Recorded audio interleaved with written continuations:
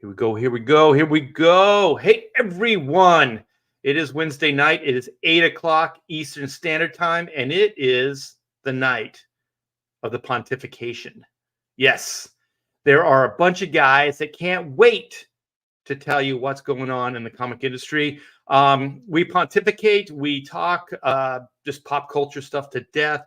We go for about 2 hours sometimes. In the old days, man, it used to get pretty epic, like 3-4 hours. But we've managed to focus, our energies and keep things for the most part focused. Sometimes we still go off the rails.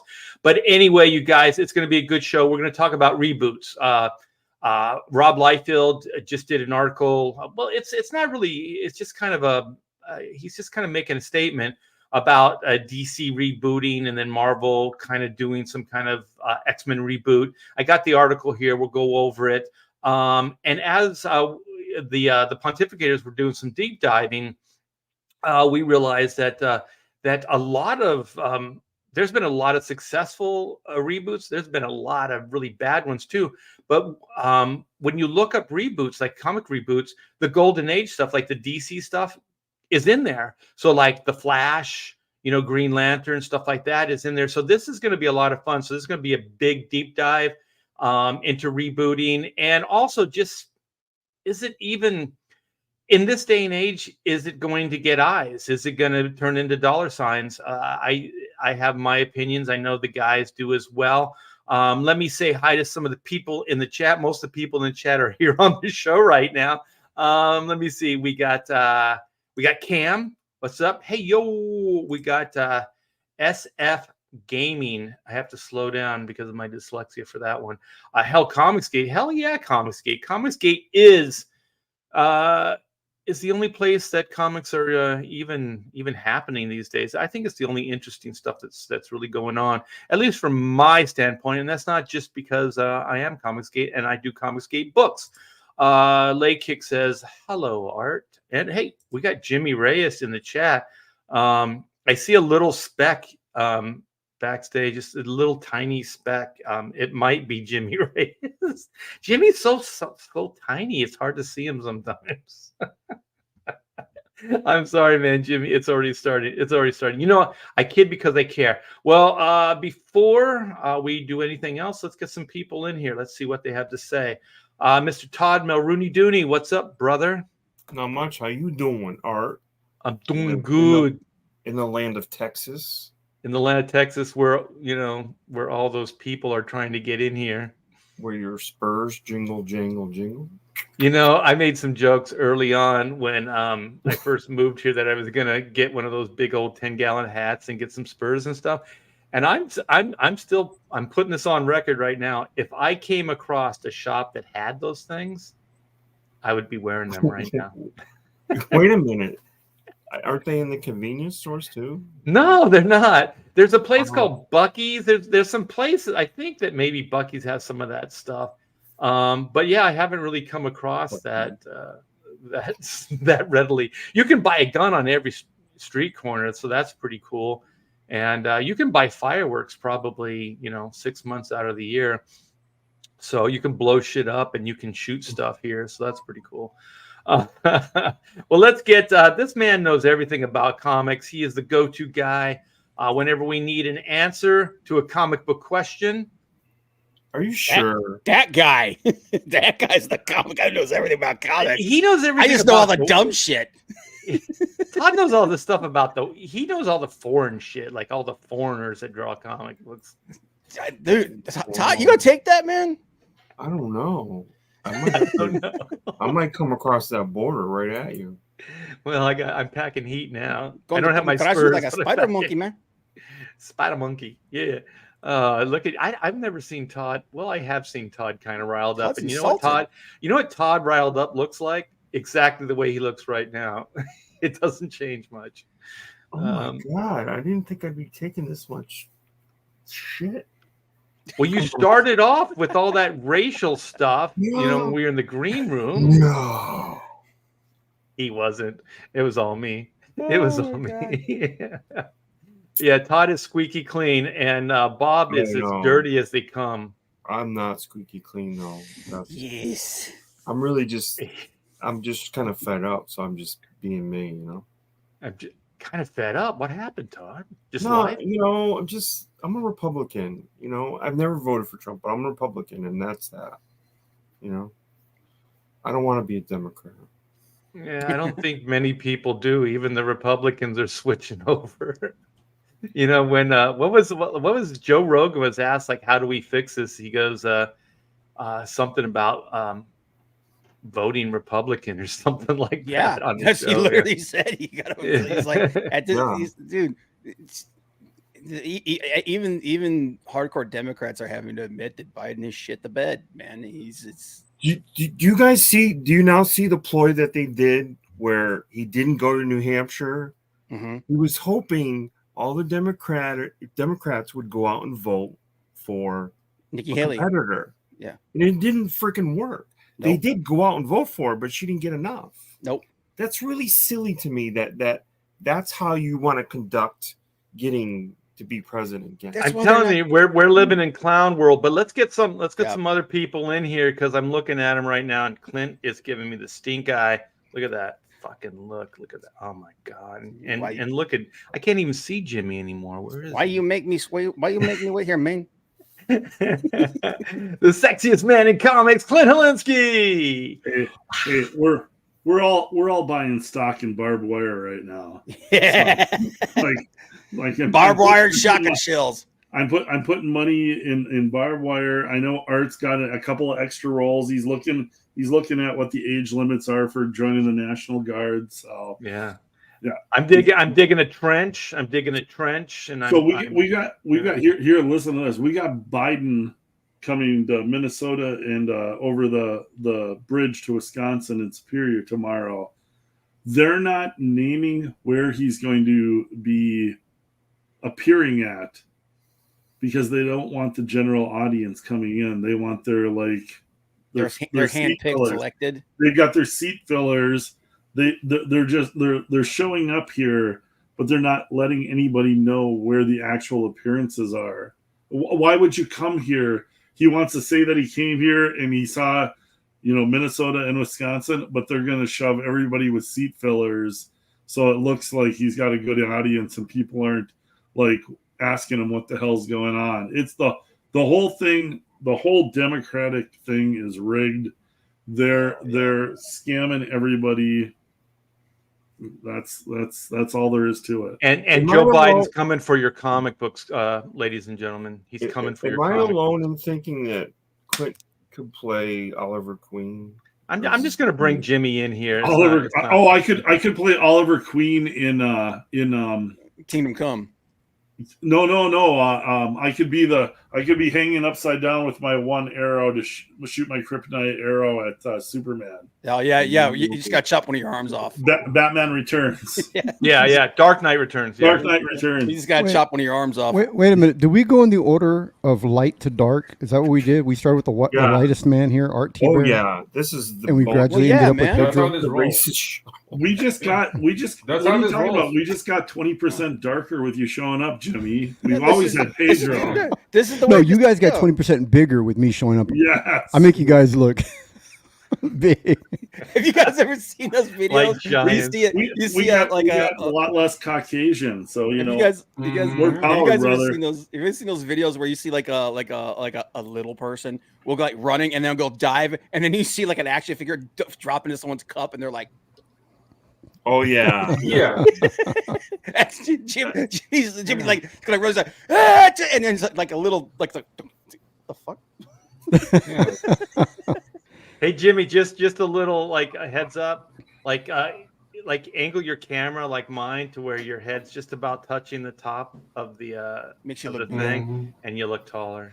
Yeah, that's the what is that? The TikTok girl camera angle. Yep. I gotta Gotta do show that. cleavage. Yeah, I just realized, Art, is that an award back there, right behind you Yeah. over your left Oh, we got shoulder? an Emmy. Did Those you are win my- something? Those are my wizards. I got a box of them, and then I got my ink wells. Yeah. Oh, back when the awards actually meant something. Yeah, when Wow. things were cool. And when they weren't like 94 Eisners. So when we start making fun of him, he's like, "No, guys, see, I'm somebody." I'm somebody. Yeah. I'm somebody. Albert Award. My mommy said I'm an award winner. Yeah. She takes all my stuff and puts it on the fridge. Yeah. Yeah. My mom never did that, by the way. We couldn't afford magnets in the T-Bear household. Ooh. I heard you guys talking about. Arts- You guys were earlier talking about barbed wire and investing in barbed wire. You guys should just come in Texas. We have live doomsday in Texas. prepping stores, those specialty stores in every corner. Art lives in Texas. Dude, Yeah. I was digging a well today. Actually. Yeah, No you're off kidding. the grid. You're off I the just- grid, my I friend. was just doing the old-fashioned thing. I was just burying my valuables in the backyard. Yeah. No, Pedro, were you Mm. digging a well or digging the soprano well? No, I'm digging a well. The Oh. community Look at that. needs, water. Look at that well. You could fit So- 4 or 5 bodies in that well. Not saying that's what Yeah. you're gonna do, but you could. Yeah, but I mean, if you ever need the space, it's right here. Yeah. I hear you. Wow. Mm. Now, why are That you was digging a cool, well, cool. by the way? Oh, because the dry season just started, so we have to trek up the mountains to go where the water springs are, and basically check up all the tubing. And we needed to do a little digging, so they need all the able-bodied men of the community. I Wow, was dude, doing that's that so today. fascinating. The Yeah. water hose bib on for your water hose on the front of my house broke. Mm-hmm. I had Oh. no idea how to fix it. I paid $300 to have a white guy come on and fix my bib. Yeah. And so he does the plumbing, he fixes it all up, and he looks up at me, and I pay him $300, and we both look at each other like, "What's wrong with You this should have picture?" done this. Aren't you supposed to be working for me? Yeah. What the hell's Wow. going on here, man? You know, that's called progress, sir. Yeah. Yeah, it's Yeah. progressive. When It's when also, Jeff, also, Jimmy, just Yeah. call me. I'll replace your hose bib. I mean, it's so yeah, easy. when Jeff helps Yeah. Jose, I have no idea how to Yeah, do it. progress, baby. There's more equality out there than anybody realizes, I man. got a funny story, man. So I used to work for a How did we house building get company. down this rabbit? I don't know. We're talking about- I'm sorry, I Art. just got here. I I used to- derailed this so fast. I used to And I work for a just house building started company. Jimmy. Yeah. And one of the foremans was a black dude, and we had to dig a septic tank one time. So it was me and 2 other guys out there, and we're digging, and we got about halfway down, and he goes, "God damn, I love America." God bless America. Oh. Yeah, So, yeah. Oh, So shit. the thing is, Jimmy, Pedro lives in the rainforest, man. Yeah. Oh, Mhm. Eating bugs and shit. that's right. No, I've never eaten a bug. Actually, there's a lot of cows. I live surrounded You know, by cows. some do guy- you have we- water collectors. Do you have water collectors just from the rainwater and like water? No containers? need. No need to do that. Dude, We the have rainforest. we have 6 mountains, Yeah. and every mountain has like a water spring. Oh, You ever get any okay. gorillas like in your backyard or anything? In the mist. Gorillas. That's an African thing. Remember, we sent that remark. We have I monkeys. thought they sir. were in the rainforest. The gorillas down there shoot at you. in the The African. gorillas. Yeah. They're Yeah, they're go armed. Yeah. Oh my Yeah. gosh. Yeah, the The Black gorillas. Panthers down there, they don't have guns, they have teeth. Mhm. There's no vibranium. Yeah. No vibranium. No, Wakanda's fictitious, guys. Todd's up Okay, here going, all right. I would say racial stuff. Well, Did I we- want to Do we have a focus. I'm gonna topic, try, Art? yes, I'm gonna try to focus Jimmy. Jimmy is like, look at Jimmy's looking for more shit to unravel and throw at the screen here, like Wow. he's flinging poo like those monkeys that hang out with Pedro. Yeah, it's very familiar. Very familiar with behavior. Yeah. Did you say very familiar behavior? Yeah. Like this. Oh, he just froze. Oh my god. Yeah.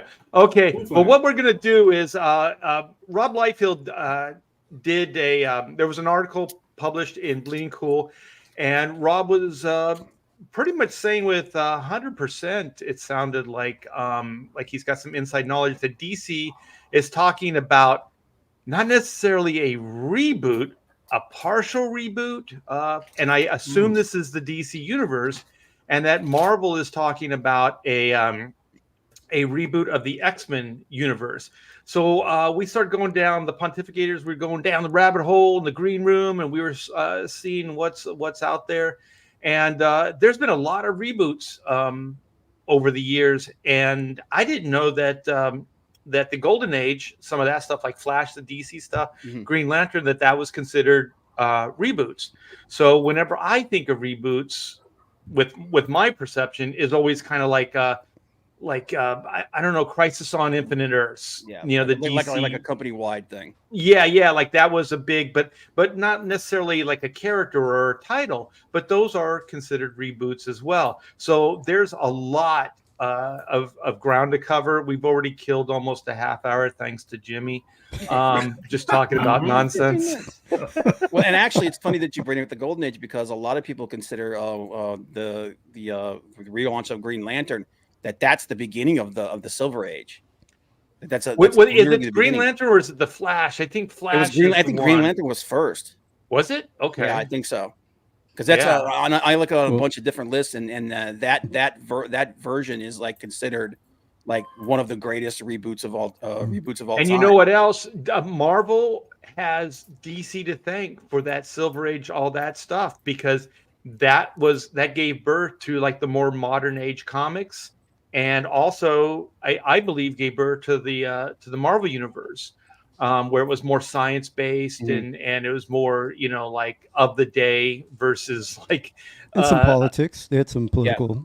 Well, underlying Jerry, themes in there. he says because Flash was rebooted first. Now that I think about it, but they didn't start it at number one like they did with the new Green Lantern. The Green Lantern was a complete restart, whereas the Flash kind of took over at the numbering and everything. Would Blue Beetle fall in that?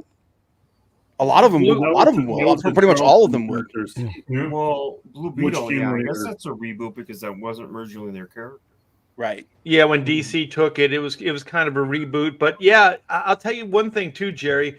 That Flash stuff, that Green Lantern, those were inspired designs. I don't know if Carmine did the redesign of the Flash, but Gil Kane definitely did Green Lantern, and those costumes cannot be beat. Anything Gil Kane put his hands on was fucking magic, man. Yeah, his Gil Conan Kane stuff was. Gil Kane was like the Jim Lee of that era, and I mean, even more so because he was designing stuff before anybody designed stuff like that.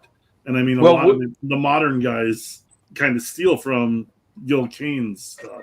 Well, Gil Kane did the Atom too. The you know, the little shrinky guy. You know, the Atom, not that big. Yeah. You know, the Sword of Adam and that stuff. Yeah. Yeah. But he created the costume too, like the design of the the blue and uniform. red.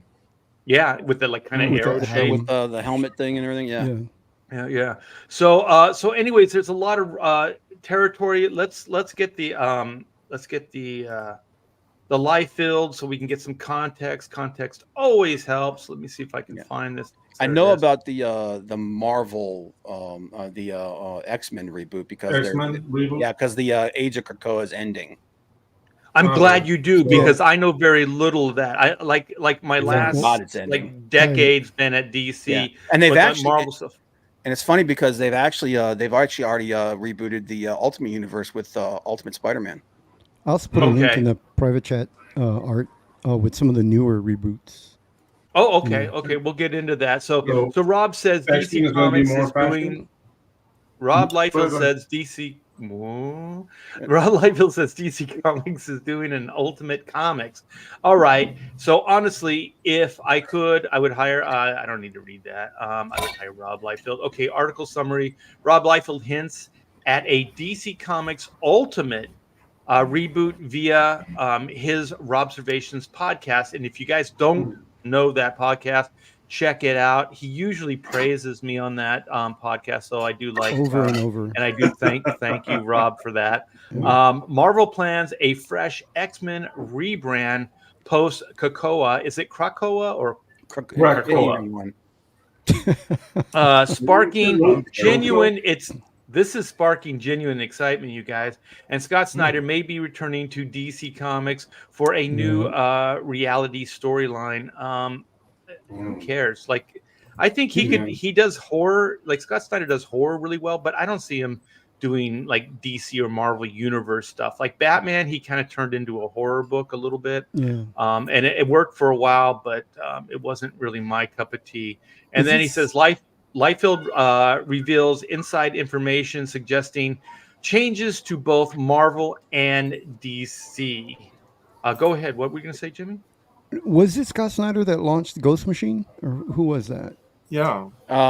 Yeah, it was him. Well, that was part of Jeff Johns. Yeah, Jeff It's Johns. Jeff thing. Johns. Okay. Yeah, Jeff Yeah. Johns, basically that's Jeff Johns' fallback plan after leaving DC is he launched with a bunch of co-creators Ghost Machine. There's a bunch of different books. Brian Hitch is involved. Yeah. I think, Gary Frank. Gary Frank, yeah, a bunch of good names. Francis And I Bacon. mean, it's all it's basically all movie pitches as comics.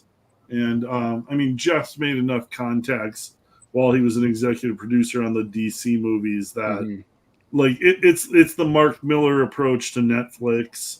So like go back, take all the good comic book artists, go do a bunch of superhero movie pitches.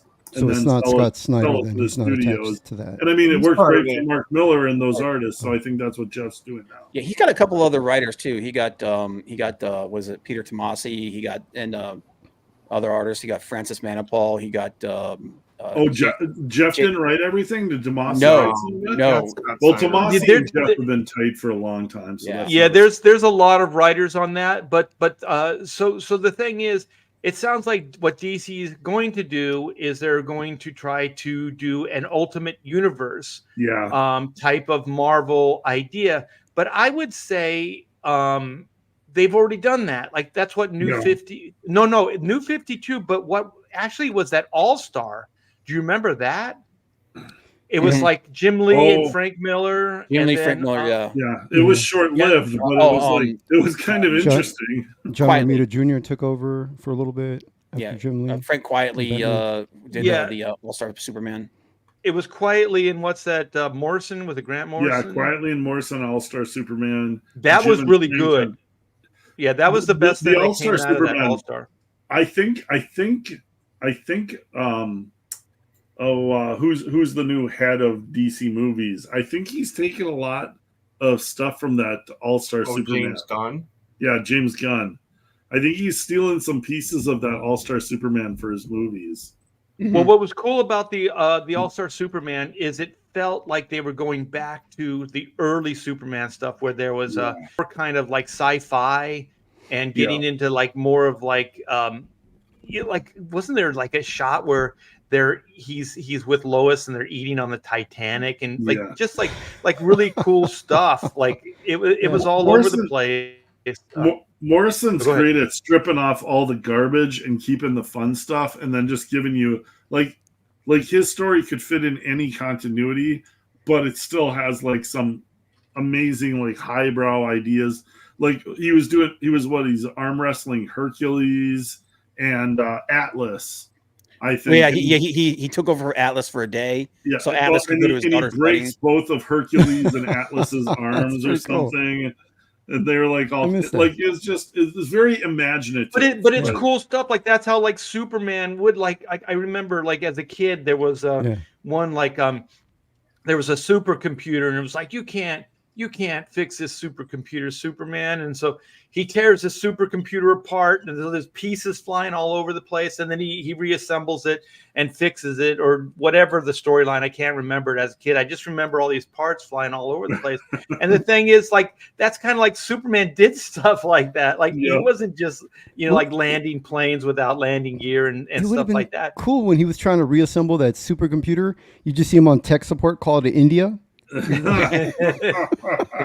like tech support. One of the things that they but see, that's where the good writing sticks with you. Like just that imaginative of like, and you read that comic 30, 40 years ago, but it was a fun story. Superman's doing something cool and it just sticks with you. That's where imaginative writing really trumps everything else. Yeah, it was just fun stuff. So the thing is, we're getting into that the X-Men stuff, Bob. But let's kind of delve into the DC stuff a little bit now. Yeah. Like let's speculate what the hell they're going to do. So it's a soft reboot or it's a reboot. They've done that. The New 52 did that. Okay, they did it with that All Stars. And then before that, there was Crisis on Infinite Earths, the George Perez, Lin Wein stuff. Probably the most famous reboot of all time. George Perez, Lin Wein, and Marv Wolfman and George Perez, I should say. You know what I mean? So these have been done, and hasn't DC, was it Flashpoint? And they've done like reboots in the last 10 years. They've probably done two or three of them. Yeah, New 52. I'm sharing a bold reboot with you, Art, right now. If you want. Well, let's. Is that the John Byrne stuff? We can save it for later if you want. That's no problem. Yeah. Because that's one of the great. That was one of the great reboots. Yep. You know. You know what? Talk about going from an origin point. You know what I would say about reboots? That the goal, I think, for corporations, out there with their goal for reboots is that you want to keep your IP relevant and you want to keep it going so that, like with Disney, they had Mickey Mouse and they have to keep it relevant so that it continues to be their cash cow. And that's what I think DC is trying to do, is to try to keep it up to date with what's currently going on with each new generation. And at the same time, for people like me who've never hopped on the DC bandwagon, it's a way to get in from ground zero and find out. Yeah, I mean, that was like the one that worked. It really worked was the Ultimates. When that was the idea of the Ultimates. It's like they were saying from a corporate standpoint, they were saying, it's a little daunting for kids to come in and then try to start reading Superman after 30, 40 years of history. 80 years these things. Yeah. But like I disagree with that, because I grew up where there was still 30 years of continuity. Like, I was young enough to remember when the Marvel universe started, in the early 60s. So I was around for that, but comics pre-existed, so I was buying Batmans. And then when I could find like older, Batman comics, I bought those, and so on and so forth. It was never a problem. And then if you wanted to find out the other part of the story, you could hang out with your friends that had better collections, or you go to the comic shop, go through the back issues and stuff like that. So it was really never a problem. And then later, when Marvel realized this, they would reference other books. So in the editorial notes, it would say, see Daredevil, whatever, for more of the story. So you could always go back and you could cross-reference, pollinate, and help bring readers over to different. Yeah, it was a selling point too. Yeah, because if like Daredevil wasn't doing very well, have Daredevil crossover in Spider-Man, then have the second part take place in a Daredevil book. But the DC thing was I guess they thought it was a clusterfuck. And on some level, the Crisis thing, I do give them credit for, because that universe was so massive. It was way too big, because they had the Charlton characters, they had Shazam, they had their DC stuff, it was all over the place. They had Earth 1, Earth 2, Earth X, they had all of this stuff. And so the idea was to combine it all into one reality, so instead of all these different worlds, they would condense it down to one in a major epic storyline. And at the time, it seemed like it made sense. And then all the books that came out of it, like what Clint was talking about, like Byrne's Superman, and even Lin Wein and George Perez's Wonder Woman, and hell, Dark Knight Year One, or Batman Year One with Mazzucchelli and Frank Miller. These things came out of that. So I think that was a successful reboot as far as a universal thing. I think all the ones that came after that, I don't think they were that successful. So are you leaning towards the theory that the reason they're doing a reboot is mostly because they want to correct errors and things they made in the stories and continuity? I'm sorry, Jim Lee. I love you. You were so kind to me, and we worked together and stuff. But I don't think Jim's got an imagination. And if you look at almost all of Jim's solutions, they're always in the form of reboots. Always. The Wildstorm universe. Let's stop the numbering system. Let's get another number one. All that 15th time. Yeah, and it works short term. It always works. Like, it's a plan that always works, but it only works for a while. It's not a long-term kind of thing. And they can't sustain it. Like the New 52, I think the first 2 years of New 52, it was breaking sales. Like, it was really doing gangbusters. But then people started really it started. The books weren't making sense. The continuity was weird. Stuff wasn't really connecting right, and so people became disinterested. And by year 3, New 52 was pretty much done. As far as sales and numbers and making money. So, yeah. There were. I mean, I don't know. I think there were elements of New 52 that succeeded and then things that failed. Like one of my, I made a list of reboots that I thought were good and thought that were bad. New 52 Teen Titans was god awful. It was absolute dog shit. Well, do you remember? I think universally hated was the New 52 Lobo. Oh God, yeah, that's another one. Yeah, they made him hell was like that? a little teenage pretty boy or something. Yeah, it's like and a that boy was like band a or something. straight up Dan DiDio directive. Like Dan had some weird ideas. He hated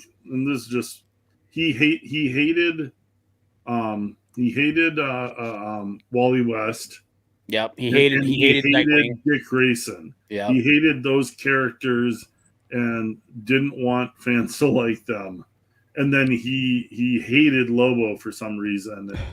And I mean, I think there's multiple creators. Like, if we could ever get Shane to talk to it, because I think Shane did a lot of stuff with DiDio, but like there was just like an agenda for certain characters when the New 52, and like the Lobo thing was the weirdest thing. But there was a good title. Though. He was like, they turned him into like In Sync or Backstreet Boys type character. No, you had it right. They turned him into a pretty boy. Yeah, the one to the that point I did where like, they had the real Lobo's head and he was holding it on the hook, and like that's where there's like a real agenda. And like it's like, where does that come from? Like I don't know. It's weird. DiDio had some weird things. Yeah, hate your own characters. What were you gonna say, Jimmy? Oh, Jeff Johns when he was doing Aquaman with Ivan Reis. Mm-hmm. I thought that was pretty good. It was a character that I really didn't care anything about, and I made fun of it. But when Jeff Johns and Ivan got on there, I thought it was pretty good. It was, I might be in the minority here, man, but I always thought you pronounce it Ivan. I thought it was Ivan Reis. I thought it was Ivan Reis, but I don't know. Ivan or Ivan. Ivan. I mean, he is a dude, but that's just Ivan. Yeah, I'm sorry, guys. Like my neighbors are playing really loud music. I'm sorry. It's just Ivan. It's Ivan Reis. Yeah. That's his name. but that was a book that got me into Aquaman, where I wouldn't have been into Aquaman at all. Those are two awesome. You put Jeff Johns and Ivan Reis on anything. You could put them on like Spider-Ham. And like that book's gonna be awesome. Like that's what really good creators. They actually have a pig that is in a Spider-Man suit in one of them. I had to explain to my wife the other night that there's a character called Spider-Ham, and his secret identity was Peter Porker. But you know what? Like I might be in the minority, man, but I like Soggy Conan Aquaman when he had the beard. Oh well, yeah. With the hand, one arm. Where he got his hand bit off, man. Yeah. I call him the Soggy Conan. The thing is, like Eric Clarkson or Peter David, who had the piranha chew his hand off. I can't remember. It was a piranha. It might have been Peter David. Yeah, I think it was Peter David. Yeah. It sounds like a Peter David idea. Early 90s. I remember I had those books somewhere. But that's the cinematic. What's the actor's name? I mean, he looks more like that. He's got the big beard and the hair and everything. Yeah. I just thought that Aquaman is a character that he's basically King Arthur. So there's like Arthurian like tales. When I was a kid, that's what they were. Under the sea, and then. I guess they decided that it wasn't cool and that Namor was cool, so they're going to make him basically more like Namor. He's angry and he hates the surface dwellers and whatever else is going on. Yeah. But then the DC movie universe beat Marvel at one thing, because DC's Aquaman is a hell of a lot better than Marvel's Namor. Yeah. And that's the too. My favorite version of Namor was Conan Namor back in the 90s when Jay Lee was doing him. The long Jay hair. Lee stuff. Yeah. He was more of a rocker. He looked more like a 80s hairband. He just looked like a mean just barbarian badass, man. It's just Yeah, yeah. He was an underwater. He was an underwater. He Like I looked said, like the Crow. Soggy you know? Conan water dudes are better than the regular guys. Yeah. He looked like but Hell anyway, Shock. Let's like just be like honest. He looked like Hell Shock. Yeah. Yeah, DC had some good stuff in the New 52. I applauded the idea, because they were also going to try to bring back some of like the more, obscure DC characters and give them, a new focus. And but it just didn't work because I think the soft reboot was weird because people didn't know what stayed from the past and what was new. They didn't really know how these things merged together, and the overall I guess idea from corporate or editorial, it wasn't sound. It wasn't thought out. It wasn't fleshed out. Like Crisis on Infinite Earths, that was fleshed out. Those guys really, really did their homework. But New 52, it just didn't feel that way. Yeah, they had titles like Batwing and. I don't think they had a plan outside of like their main titles. I think they were just throwing stuff at the wall to see what stuck. Well, even like Batman, they said Batman wasn't even really in the New 52. It was just kind of the same Batman that Snyder and Capullo were doing before. Batman and Green Lantern were barely touched. Yeah, and they did best-selling books. Exactly. Yeah. So the thing is, it just wasn't. I guess it was a sound idea. Just the execution wasn't very, very good. And I think like what else happened in the New 52 is when it started falling apart, they went, instead of like trying to kind of correct it as it went, they just went from zero to change. Because I worked on like Deathstroke, the Terminator. That thing changed like 3 times within like 2 years, 2.5 years. I worked on Hawkman. Yeah, they completely ruined it. I worked on Hawkman, was the same thing. Like there was a team on it. Then there was Rob Liefeld, Joe Bennett, myself. And then we did it for like a year, and then we got fired. And then I think Tony Daniel came on and tried to do his version, but they were all completely different. They didn't even really relate to the other one. So at that point, what are the readers going to do? They're going to lose faith because they don't even see that the company is sticking to the same ideas, that they're just spinning on a dime and trying to go find something that connects. But the thing is, that's all acts of desperation. And anybody that's reading the book and that happens, it's a betrayal. You think it's going to go one way, and then it goes a completely different way with this other team, and it just doesn't work after a while. So I think it was clear to the consumer that it just wasn't coherent. It was just falling apart. So did you guys like the Flash reboot, or what was it called? Flash and Green Lantern Rebirth. Yeah, Rebirth. Yeah, Rebirth. I thought Green Lantern Rebirth was really good. It was good. I mean, it was like it needed. I mean, for God's sake, they had to do something. Everything you just said right there, Rob, or Art, makes me think that what Rob is talking about could be very likely because, like, there are no big hits at DC right now. Like we just said, they didn't mess with Batman and they didn't mess with Green Lantern because they were big hits and they were still selling well. Right. Like, there's nothing critically acclaimed at DC right now. Nobody's talking about any specific DC book that I know of. There are Batman, there are Batman books at DC that aren't even long enough. It's been long enough from the New 52 that like they could like do a company-wide relaunch, and it's been long enough from New 52 that like it's kind of that time where it's like we've been treading water for long enough. Let's kind of try and inject some interest. And like you said, it's kind of a desperation move, but that's kind of where they're at. I could see a company-wide relaunch, and then Rob's got his connections with plenty of creators. So, where there's smoke, there's fire. Well, Rob, in that article talks about, or I heard it somewhere, that the people that Rob had talked about with the DC reboot is they're all people that were contacted by DC but chose not to do it. Yeah. Oh. And that's the part of the rumors. That's why Scott Snyder is going back there. He's going to be part of this Ultimate Universe thing, that kind of thing that you're trying to do. Well, the big name guys, they're going off and making their own money in either like the crowdfunding or what is the stack thing? The Stacked, all the writers are on the Substacks. Substack. yeah, And or they're doing realizing there's yeah. better money out there than at the big two. The big two, I Unless- don't know. I mean, I know they're offering the low end guys next to nothing. Yeah. But And I you don't gotta know put if they've less got money bullshit. to offer the top end guys. Good. Do you think? Well, you that know the, what? Oh, go ahead. Do you think that DC has finally reached a point where they're realize that all the fans are gone and that they have to do something for fans to bring them back? So they're bringing in Scott Snyder and saying, "Hey, we'll give you creative freedom." Do you think that's what? Well, I mean that would be a start. Oh, go ahead, Todd. I think what they realize is they're like the outcry is they're a joke. Like the fans are like they're a joke. This is a fucking joke what you're doing. Yeah. The whole thing with Robin.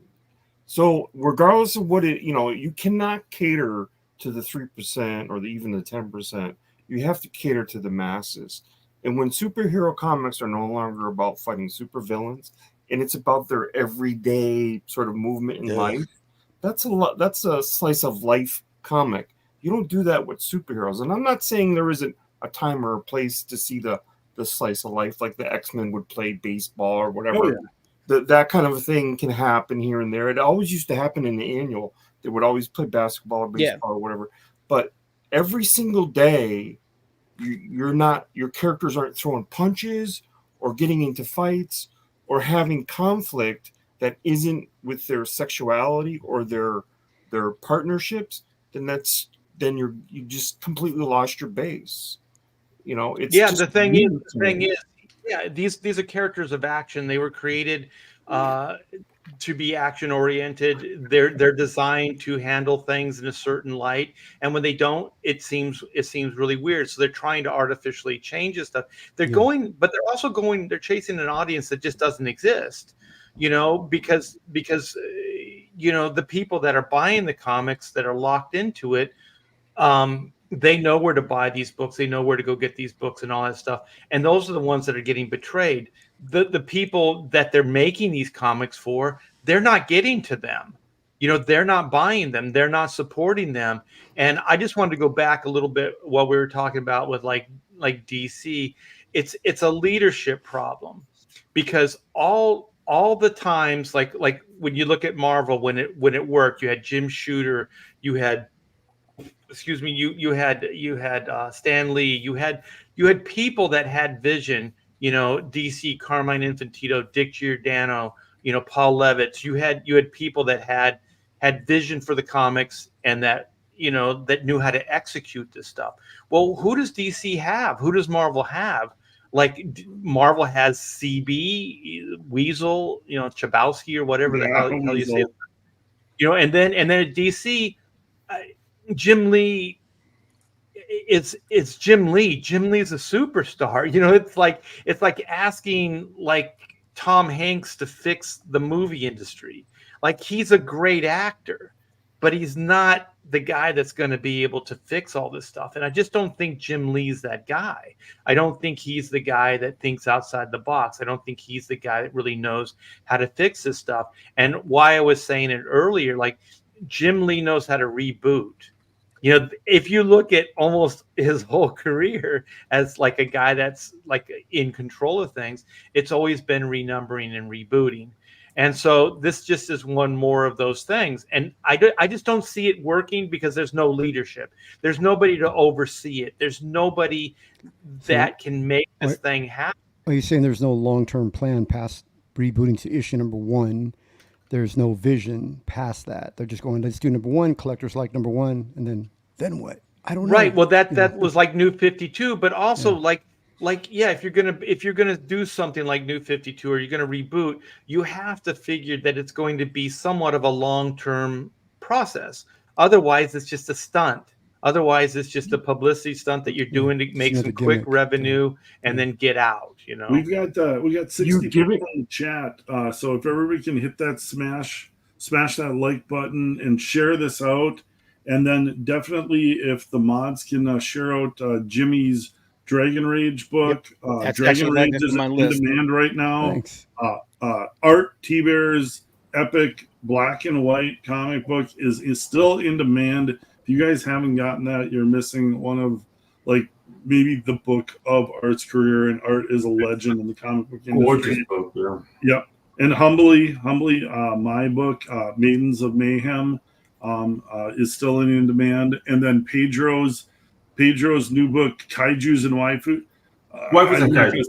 Yeah, you got it right. Is that sign up right now? Still sign up. And this is a big book that Pedro's got coming out. Yeah. So we got a ton of people in the chat. Love seeing this, but also want to make sure that you know about our books. That we love comics, and that's why the Pontificators are talking about comics every night. But we also make them. So if you guys can back that, smash the like button, and this is Art's channel. Art is a legend in the comic book industry. You guys all love him.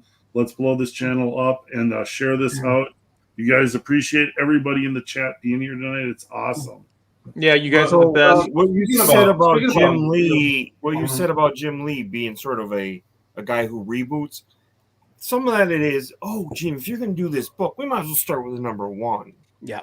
Some of that is sort of although by virtue in of what the you're doing. early days, like X-Men #1, that type of stuff. But once he became like the publisher, like Wildstorm and Image, and then DC Comics, it's a whole different ball of wax there. Well, one contradictory though is that with Batman, was it 506, the one where he came out with Batman with the big old foot? He didn't reboot that. I mean, he hopped on that book and went on for a little bit, but then eventually Batman 608. Yep, Batman 608, that one. I mean, he did that. I mean, that. Well, my answer to this is just write good stories, spend money, get good talent in there. Like to some extent, like what Mark Miller was saying, is get good talent in there, give them creative reign. Like New 50, well, not New 52, but Crisis on Infinite Earths, the first one, the Marv Wolfman, George Perez. What they did after that was what the book was genius, the series was genius. But what DC did is they went after A-listers after that. They were getting Frank Miller over there. They were getting, just all kinds of John Byrne. They were getting all these Marvel guys to come over and write these books. And so like what Clint was showing, like that Superman reboot of John Byrne's Man of Steel, all that shit was freaking great. I mean, he was changing stuff, but it was all for the better. It was all for the better, man. I'll put that what John Byrne was doing up there, like story-wise, Claremont's X-Men, like it was more like had the soap opera aspect, but John Byrne was going for it all with his Superman, and he was drawing 3 issues a month with penciling assistants and inkers. Yeah. Dick Giordano was inking them on one. I'm trying to think of the other inkers. But like the books he was drawing like 60 pages a month, 3 books a month.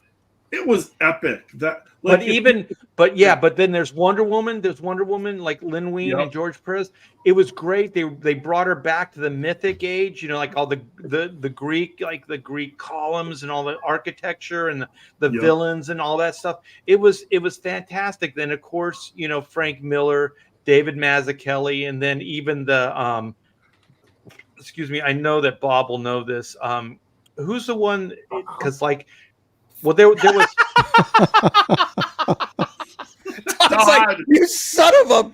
Todd is getting road rage over here, man. See him? I've been pushing all like, Todd's like, buttons. Rob's always asking me to teach him shit. What are you talking to him for? I've been pushing all of Todd's buttons this whole hour or so. Okay, Todd. So who was the guy that was writing? Took over year 1. Was it year 2?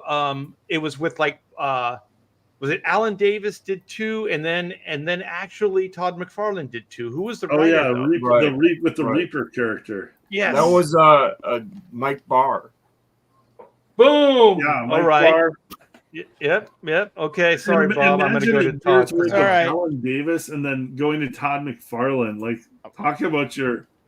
But I didn't care because when I saw those Todd pages, I was like, holy Oh, shit! they Like were Batman all in the awesome. cemetery and all that stuff. Yeah, They it were was- different styles, but they were so awesome. Like all of it.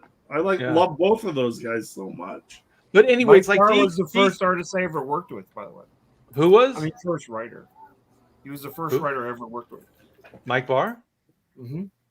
Mike Barr reminded me of the Penguin. Like he looked like the Penguin.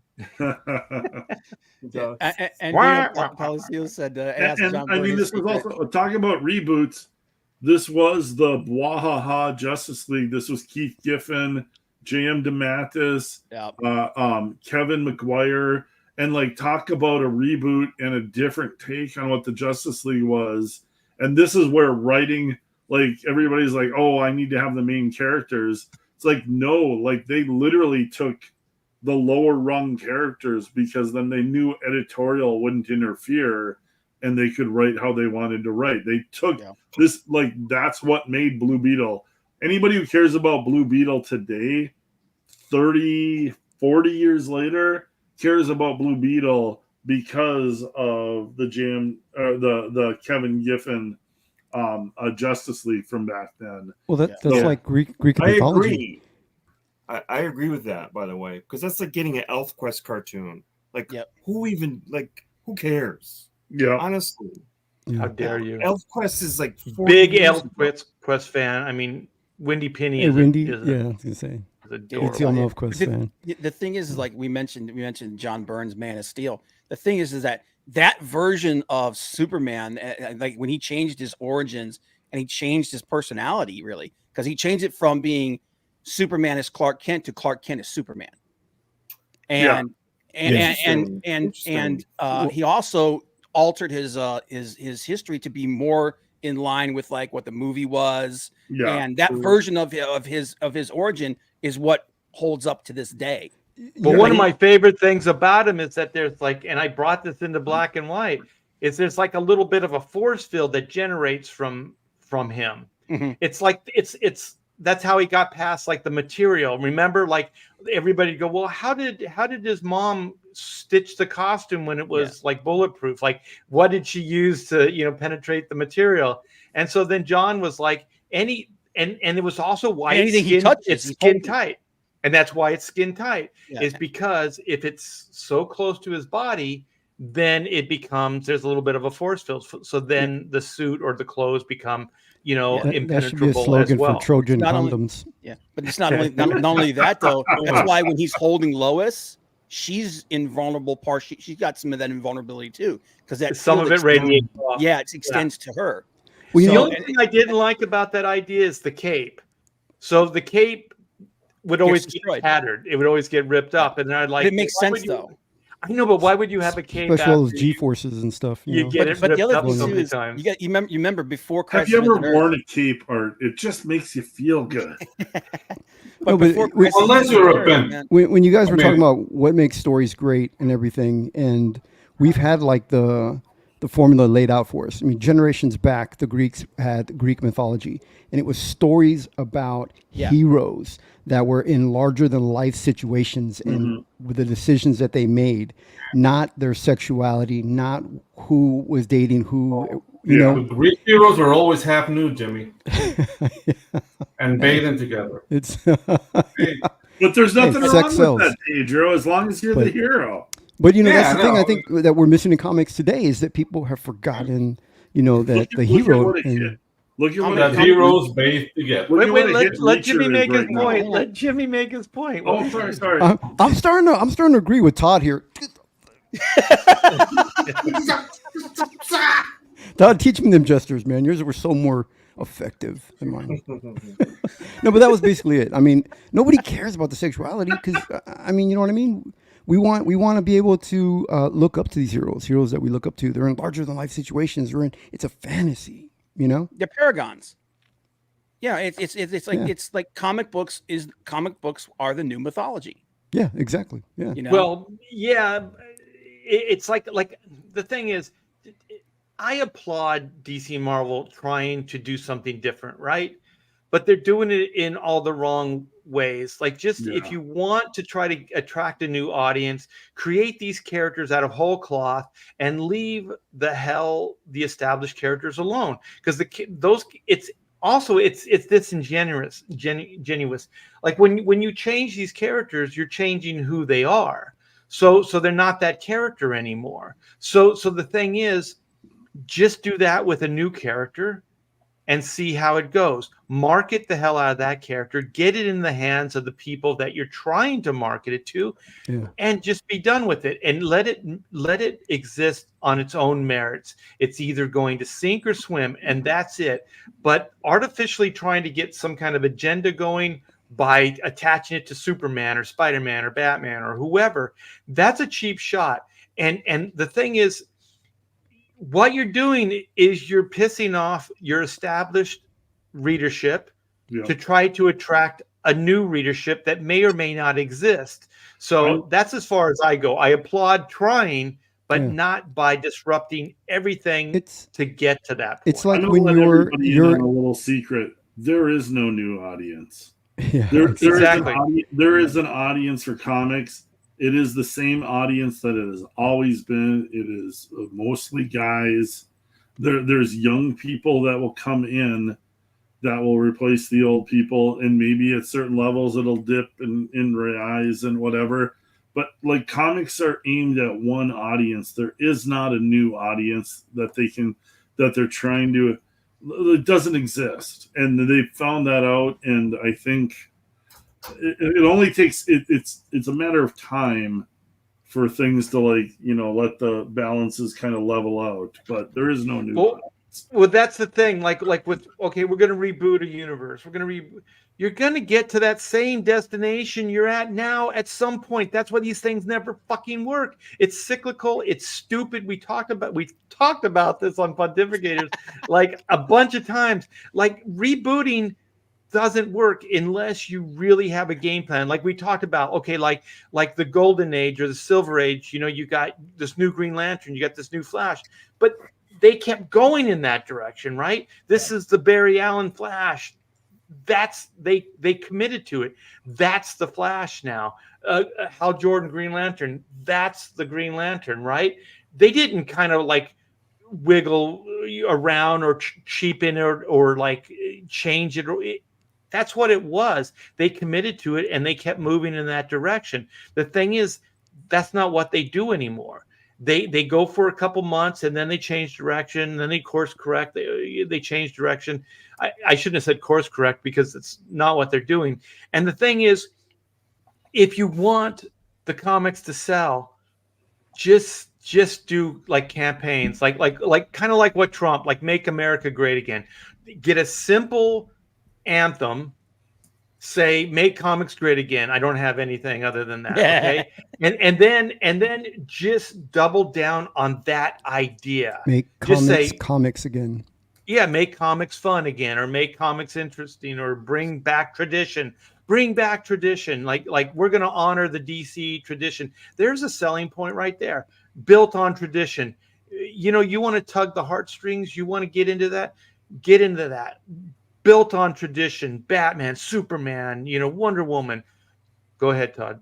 It wouldn't hurt for you to go back to the writers who helped build you this legacy, because they're now called legacy characters, who helped build those characters, and see what they got. They're still around, yeah. Because Marvel did. They went to Joe Duffy and Louise Simonson and a few others, and they've written some good stories. So it wouldn't hurt to go after the Diametis and Mike Barr. These guys are still around. Even Baron.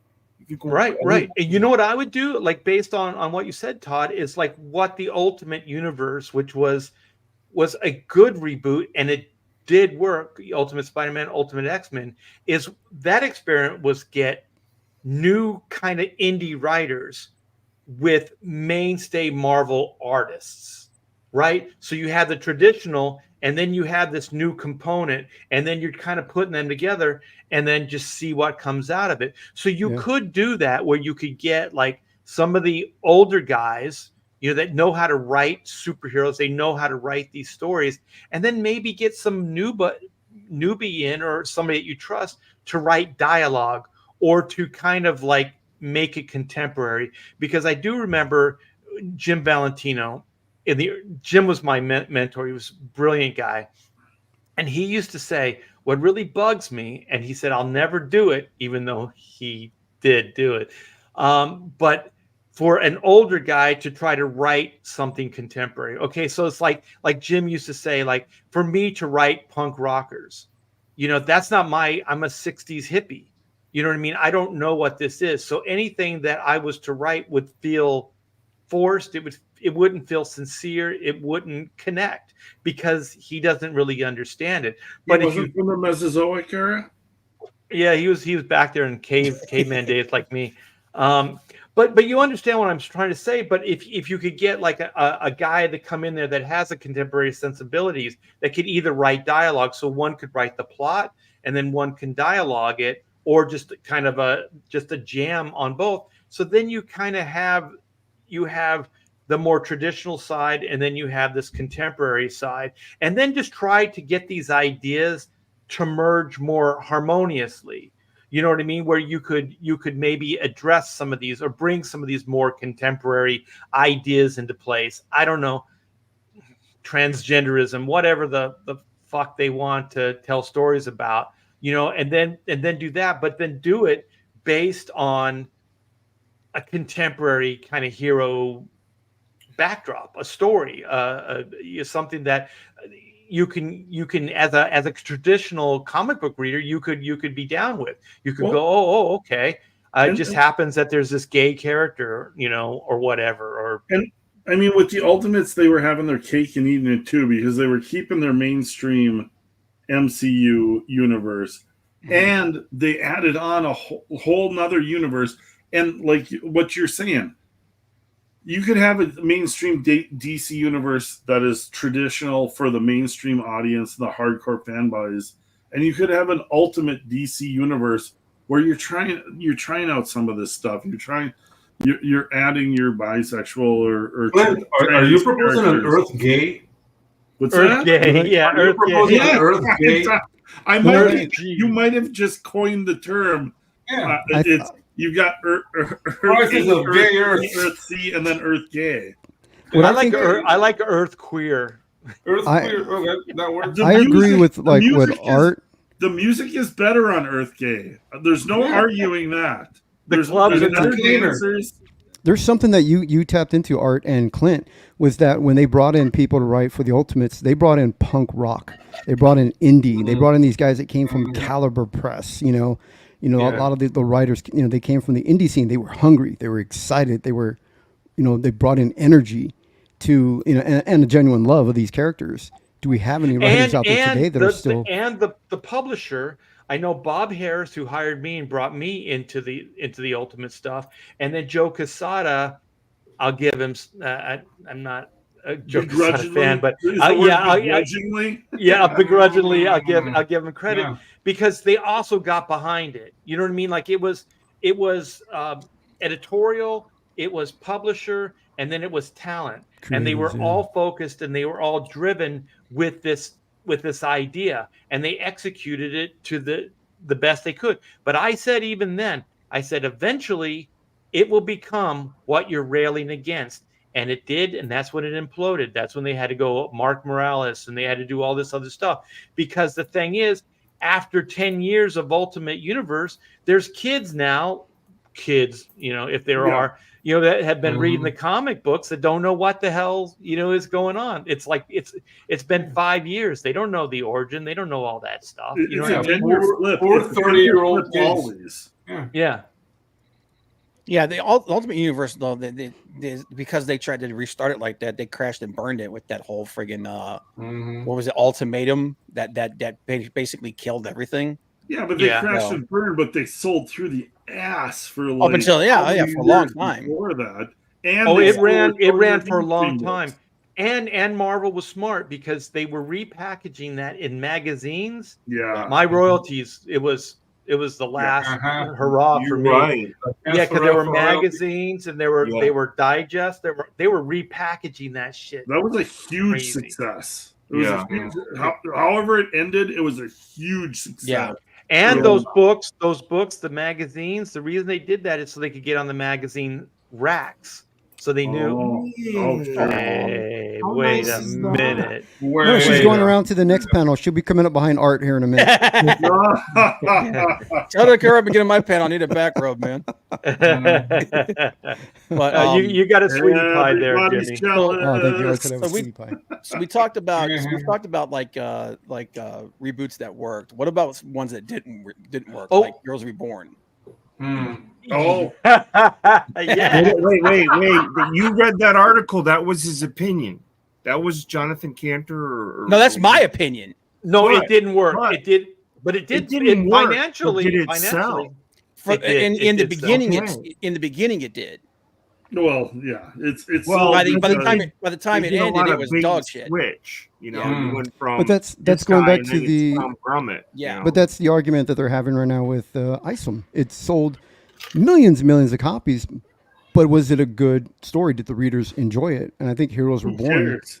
sold millions and millions of copies, made a lot of money for the publishers. He made I enough think- money to hire people to write Oh, yeah. good stories now, and But- they're still selling 1.3. But I think Heroes Yeah. Reborn. I mean, that's With Heroes know- Reborn, though, it's But- like Todd said. I think Jim Lee and Rob were on it for the first 4 or 5 issues for the initial storyline, and then started switching people in and out.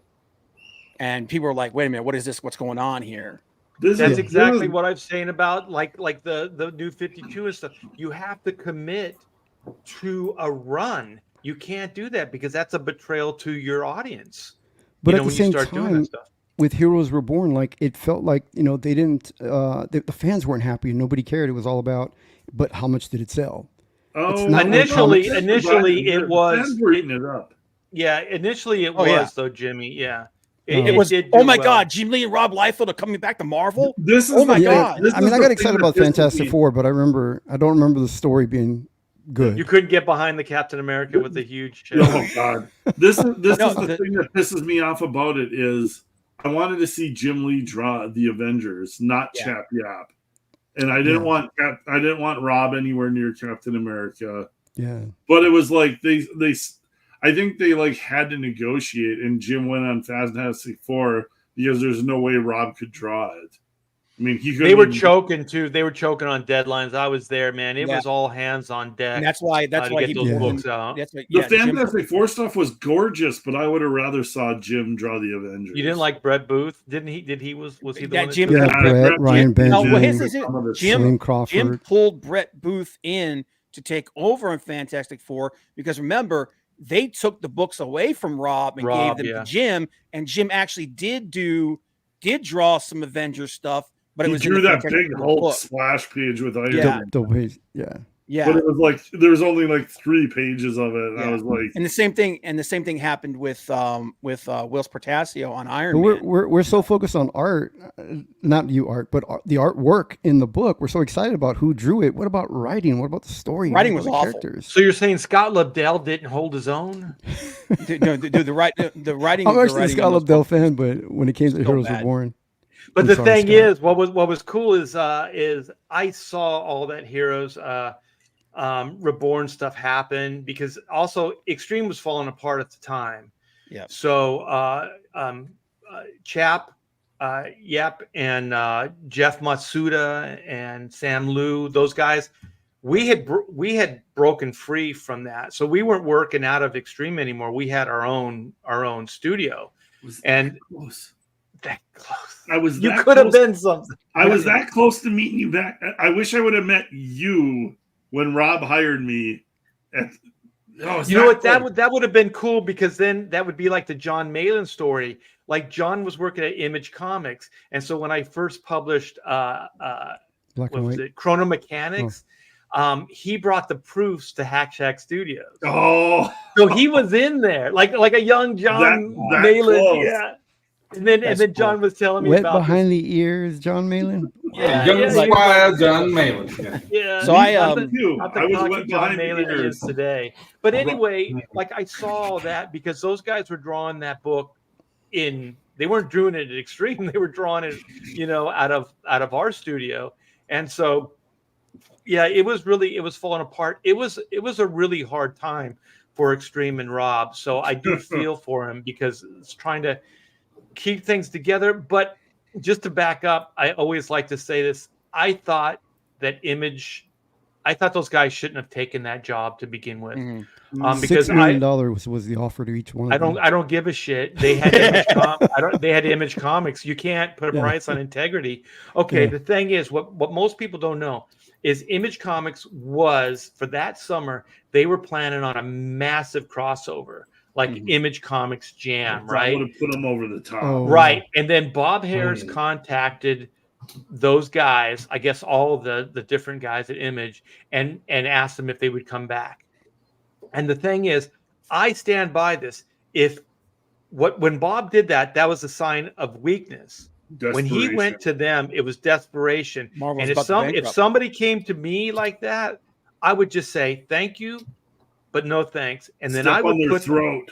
Right. I would put that series out in a heartbeat, and I'd make it the best thing we could. And I would destroy Marvel for a summer. For those 3 months of that summer, I would destroy them and I put them in their place because I thought that's what Image Comics was all about. You know what I mean? Like, I thought that's Top what Cow we was stood that Mark for. Silvestri stood on his integrity and turned down the offer that they first went to Marvel. Well, so did McFarlane and so did Eric Larson, but a lot of those guys later reneged on it. You know, except for Todd and Rob. The thing that's interesting is that actually saved Marvel. I know. Them going there it's 100% saved Marvel because Marvel. Like, how different would the landscape be today if they had not done that? And Marvel ended up declaring chapter 13 or whatever it is. Chapter 11. Chapter 11. 69. And and somebody swooped in there and bought Marvel. Yeah. They could have bought Marvel for a lot cheaper than what Marvel became later on. He was looking to buy it. With art. Was it that Perlman or whatever? Ike Perlmutter. Ike Perlmutter, yeah. Yeah, the toy guy.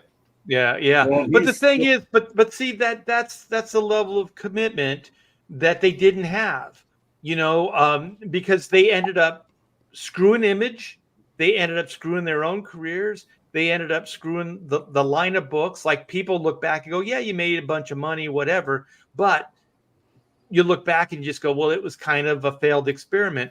But in contrast, Heroes Return was a huge success. And I have to say, I was a big part of it. Aha! Full circle. There you go. Until Bobby Chase got Arts fed Awards behind him. Yeah. What did Bobby Chase I'd like to get fed thank up the with? Academy. Yeah. Well, Bobby Chase, oh my gosh. Hindsight's always, you can kind of like, oh, I like Bobby Chase. But at the time, I met her once. Oh my gosh, she's fucking psycho. Sorry, funny. Bobby. But okay, so she's one of those people, if you say something, even if it's just like, yeah, I'll try to get it to you tomorrow. And if you don't get it to her tomorrow, she's like, you lied to me. Like, it's that, it's like 0 to 60. It's like, you lied to me. It's like, well, no, I said I would try. And it's like, no, you said you would and you didn't, so I can't trust you. Like, it was that kind of thing, right? And so I wasn't choking on the deadline per se. I was choking on what her expectations of the deadline were. Yeah. You know what I mean? Like, I'm a professional. I was getting things done. And so then she kept putting more pressure. And she'd go, when am I going to get these pages? I go, tomorrow. She goes, well, what time? I go, well, I don't know. No. It was like just crazy. Like she was just kind of building it up to the point where like something was going to happen, right? I was going to screw up because she was setting every obstacle up for me to screw up. And so then she fired me, and then they put I think Jimmy likes this inker.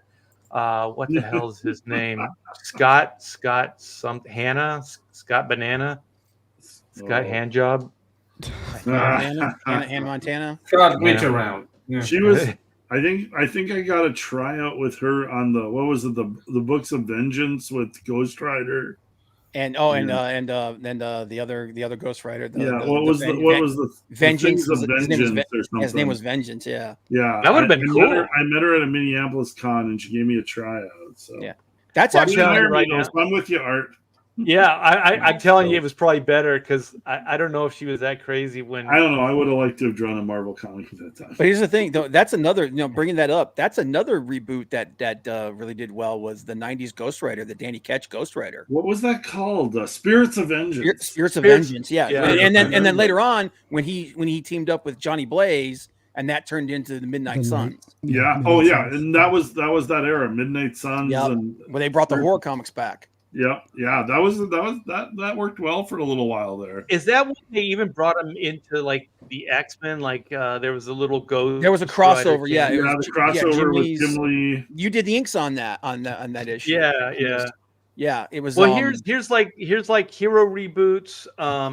So there was some of that that you guys were talking about. Yeah. Save New 52. I don't think so. I thought the New 52 Superman was horrible. This is tanked. That was weird. That's weird. They didn't touch Batman. They didn't touch Green Lantern, but they completely redid Wonder Woman and Superman. Yeah, Was- for was the copyrights worst. were coming up, weren't they? Weird. Yeah, They this were is a costume bad. and stuff. This is a bad costume to redo. That too. is, I'm it's sorry. an awful. I But he love put Jim all- as an he put artist, all those man. tiny lines in the suits. Yeah, I don't know why he Armor. has this. Oh, the He has seams. this like. No, dude, He has, that suit is armor. Jim Because Lee any wrote of the it- toys that have that design, he gets a. yeah. But the he thing gets is a- like he explained it in the comic that was armor. I was like, it's freaking Superman. What does he need armor for? well, I don't like the Superman emblem shape on Yeah. his shoulder. It's like that's Mhm. weird. Any of The the collar's toys the worst. The collar's the worst part. Yeah, The any of the collar's toys gay. that have that redesign, he gets a piece of. Oh god. All Yeah, the artists yeah. hated Oh, those God. designs. Any Piece of pizza. redesigns, look for where the money's going. Oh yeah, well you get Exactly. equity if you if you redesign the character. God, this Spider Clone was saga. Was I don't so care what bad. anybody says. The spider slingers and the hoodies, they were awesome. The Spider Clone saga was god awful, man. That was an Yeah. abortion. Yeah, I Mark heard it Bagley, was though. it was really bad. You can like the yeah. design if you want, man, but the whole idea of it was just. I like the original Jackal storyline where they stuffed the dead spider clone into like the smokestack of the building. Yeah. That doesn't sound cool, Ugh. but that one tanked. No. The Clone Saga. Marvel so now Marvel it's just Knights like- was interesting. Marvel Knights had some Yeah. good stuff. There's only one thing about there was one part of Marvel Knights that was absolute dog shit, and that was the Angel Revenger Punisher. Oh right. Where where- Oh, he was died. a Yeah, ghost. That's He was Yeah, a he ghost. died and he Yeah. came back. He was Mm. empowered by heaven. He had like a heavenly arsenal in his coat. yeah. But didn't yeah, they bring? those They brought blood guns. Bernie Wrightson. Wasn't Bernie Bernie Wrightson the Wrightson, you're artist right. on it? Yeah, That's but right. then they rebooted it again, and then the next version of him was the one that that was really good. Is that the Dylan? What was his name? That Steve did the Dillon. art? Steve Dillon. Steve Dillon. Can anybody remind me that Punisher image that's in the forefront there? He did a ton of photorealistic. That's Bradstreet. that Tim Bradstreet. Bradstreet. Yeah. Yeah. So that's Good. all. That's all photo tracing off of images he did Yeah. because he did a bunch of Xena covers that I did when I drew the Yeah. Xena. He got his big break. He was doing artwork for Wizard of the Coast for Vampire the Masquerade, the game system, and all that shit. but that was Yeah, he was AI. He was AI before AI. Yeah. he was Greg Land before Greg Land. What were you gonna say, Todd? Knew how to work a light box. Marvel Knights was UK writers, That right there, the Avenging Angel, that version of Punisher was Yeah, god wait, Todd awful. didn't get to finish. Go ahead. and Okay. they wrote brutal comics. They're really dark in tone, and they were successful. As far as a line goes, it was very Yeah. successful. Brian Michael Bendis. Because they had he a was- vision, and they committed to it. You have to commit to the idea.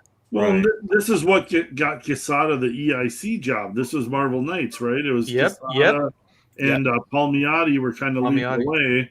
It was And an then imprint. Quesada Actually. took all the credit and took over the EIC job. This was also Marvel trying to see if they could license out stuff. That's one of the things back on the Heroes Reborn.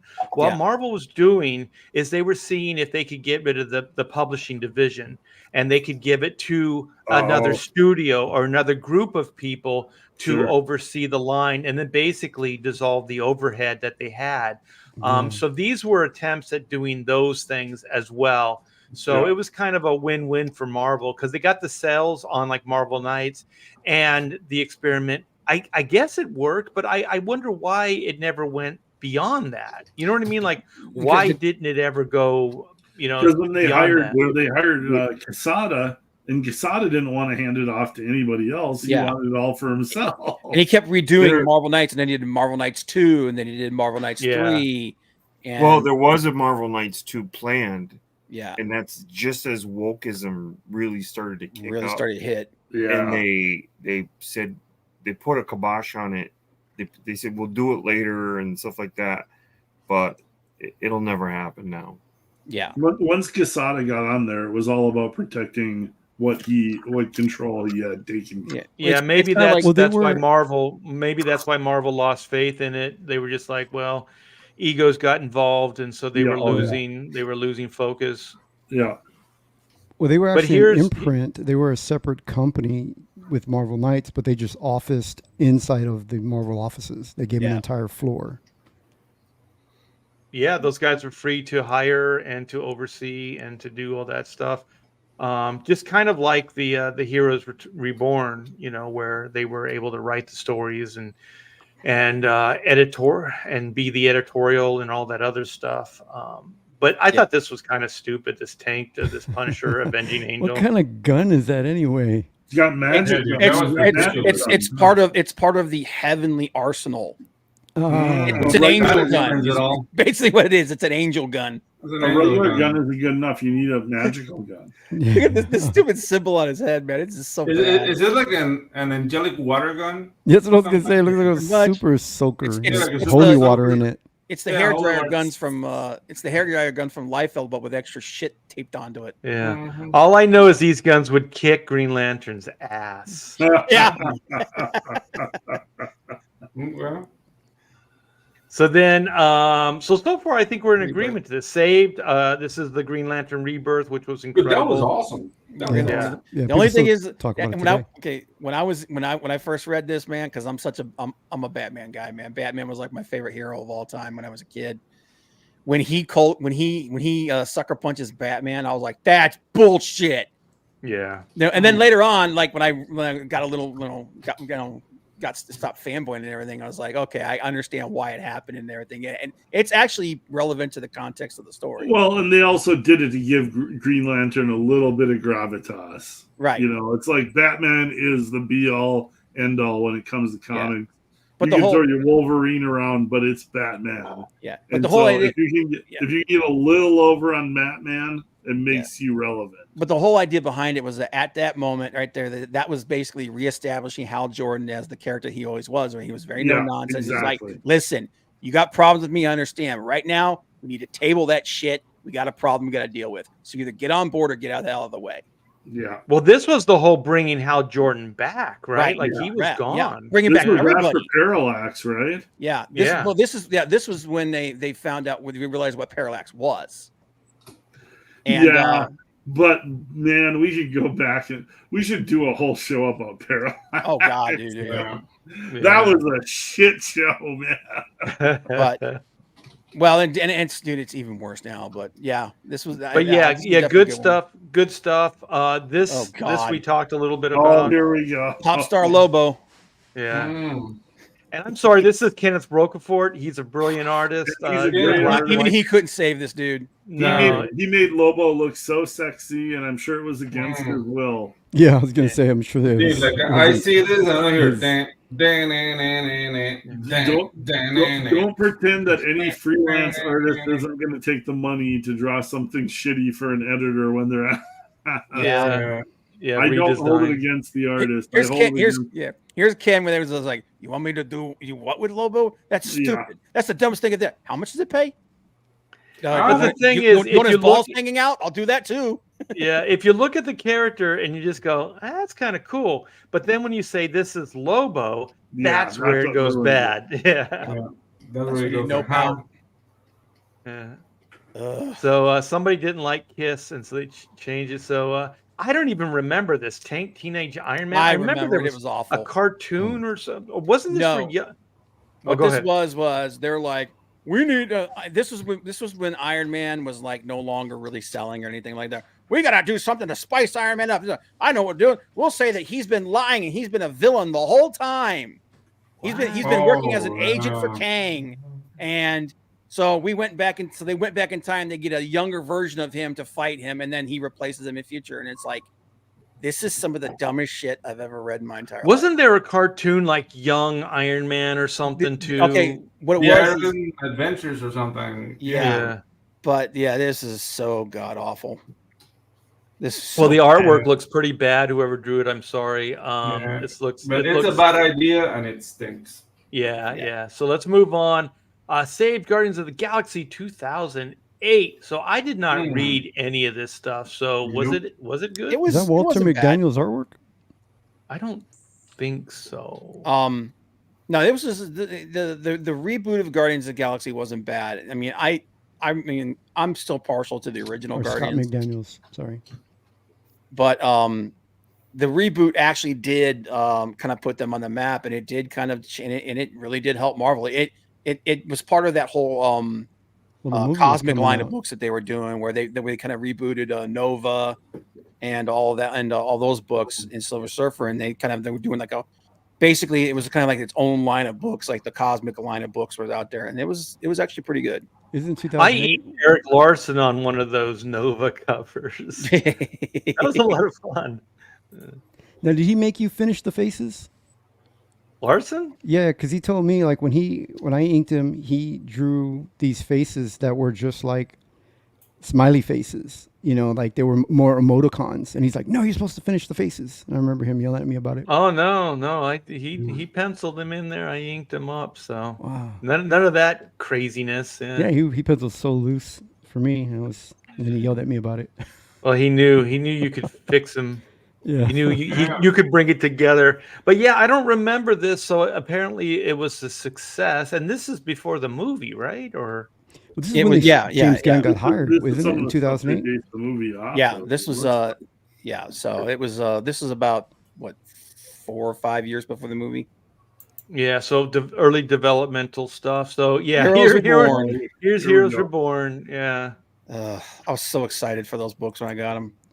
I picked. And I love the artwork, man. I think the artwork's great, but the Invisible Girl's tits never looked so perky. Dude, it's so bad. The story is so bad. Yeah. The only character that he didn't completely take a crap on was Doom. Oh, come on! Well, my friend, Girl in there. Yeah, my friend, his name is John Peterson. He was editor in chief of Wildstorm at the time, and he oversaw these books.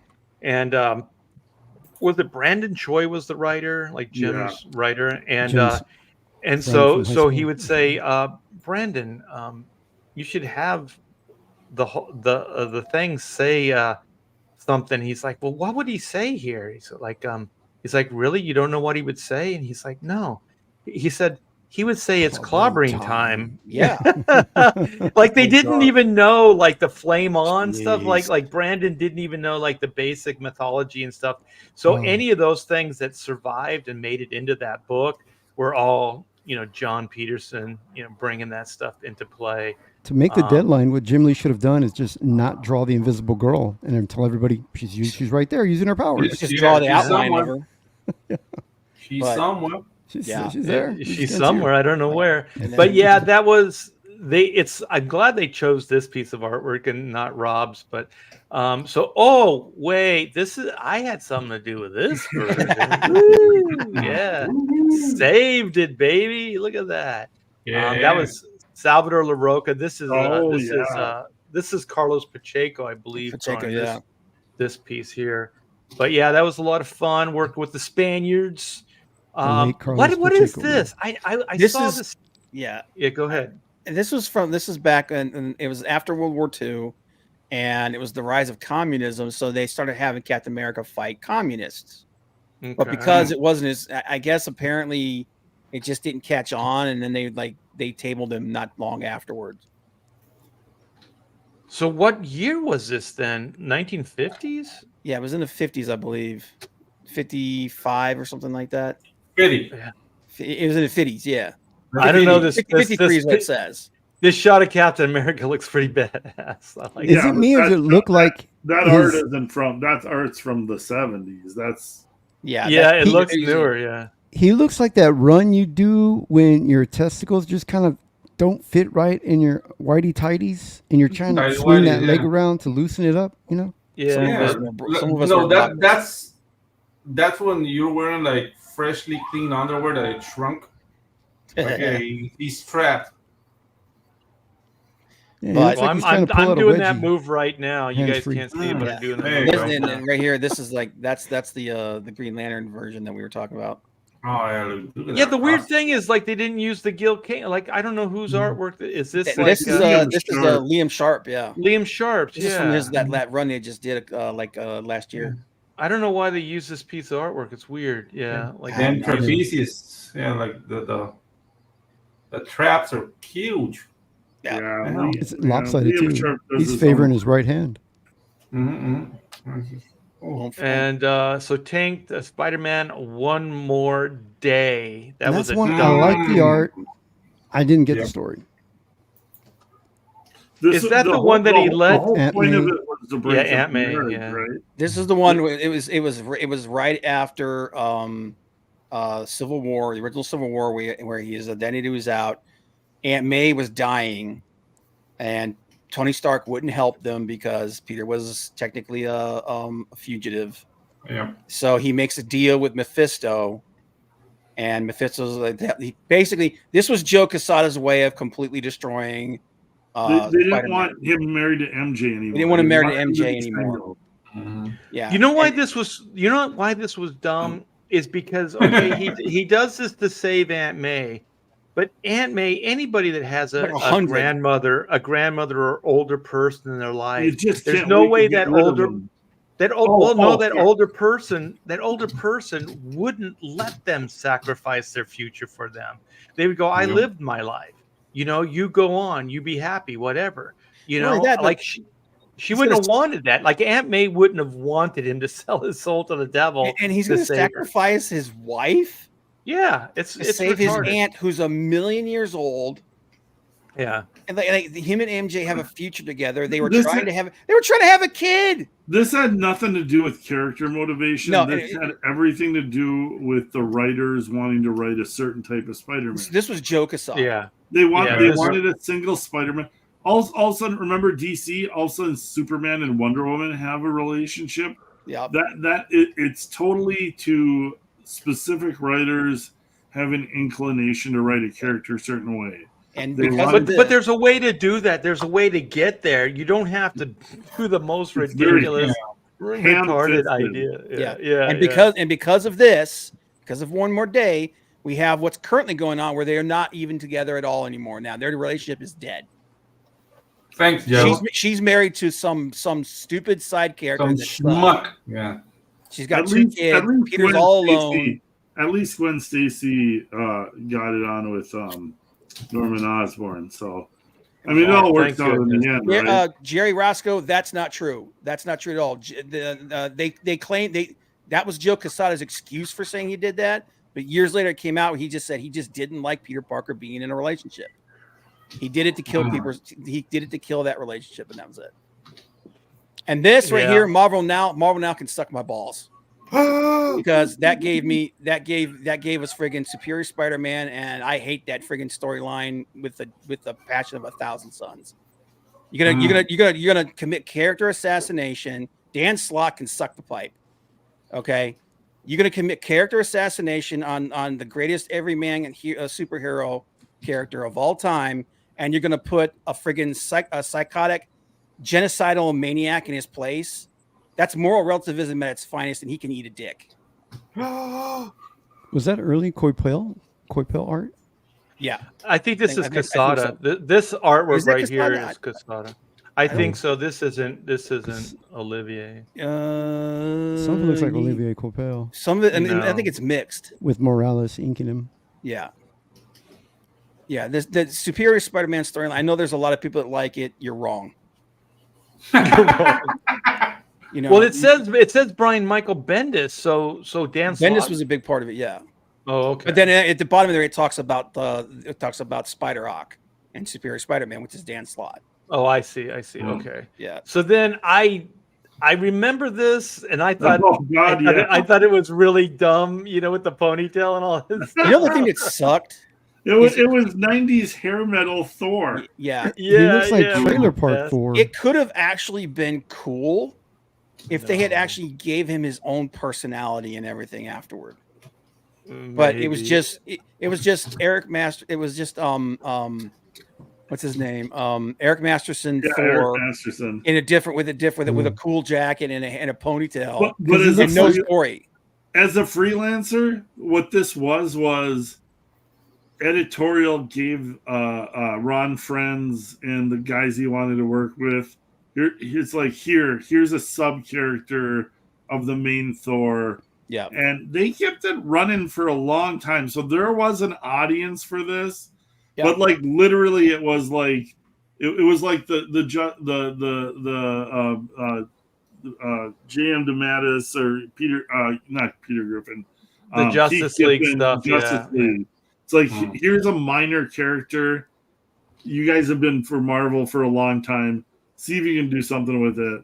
Because That's what that was. And they kept it going like, for a long time.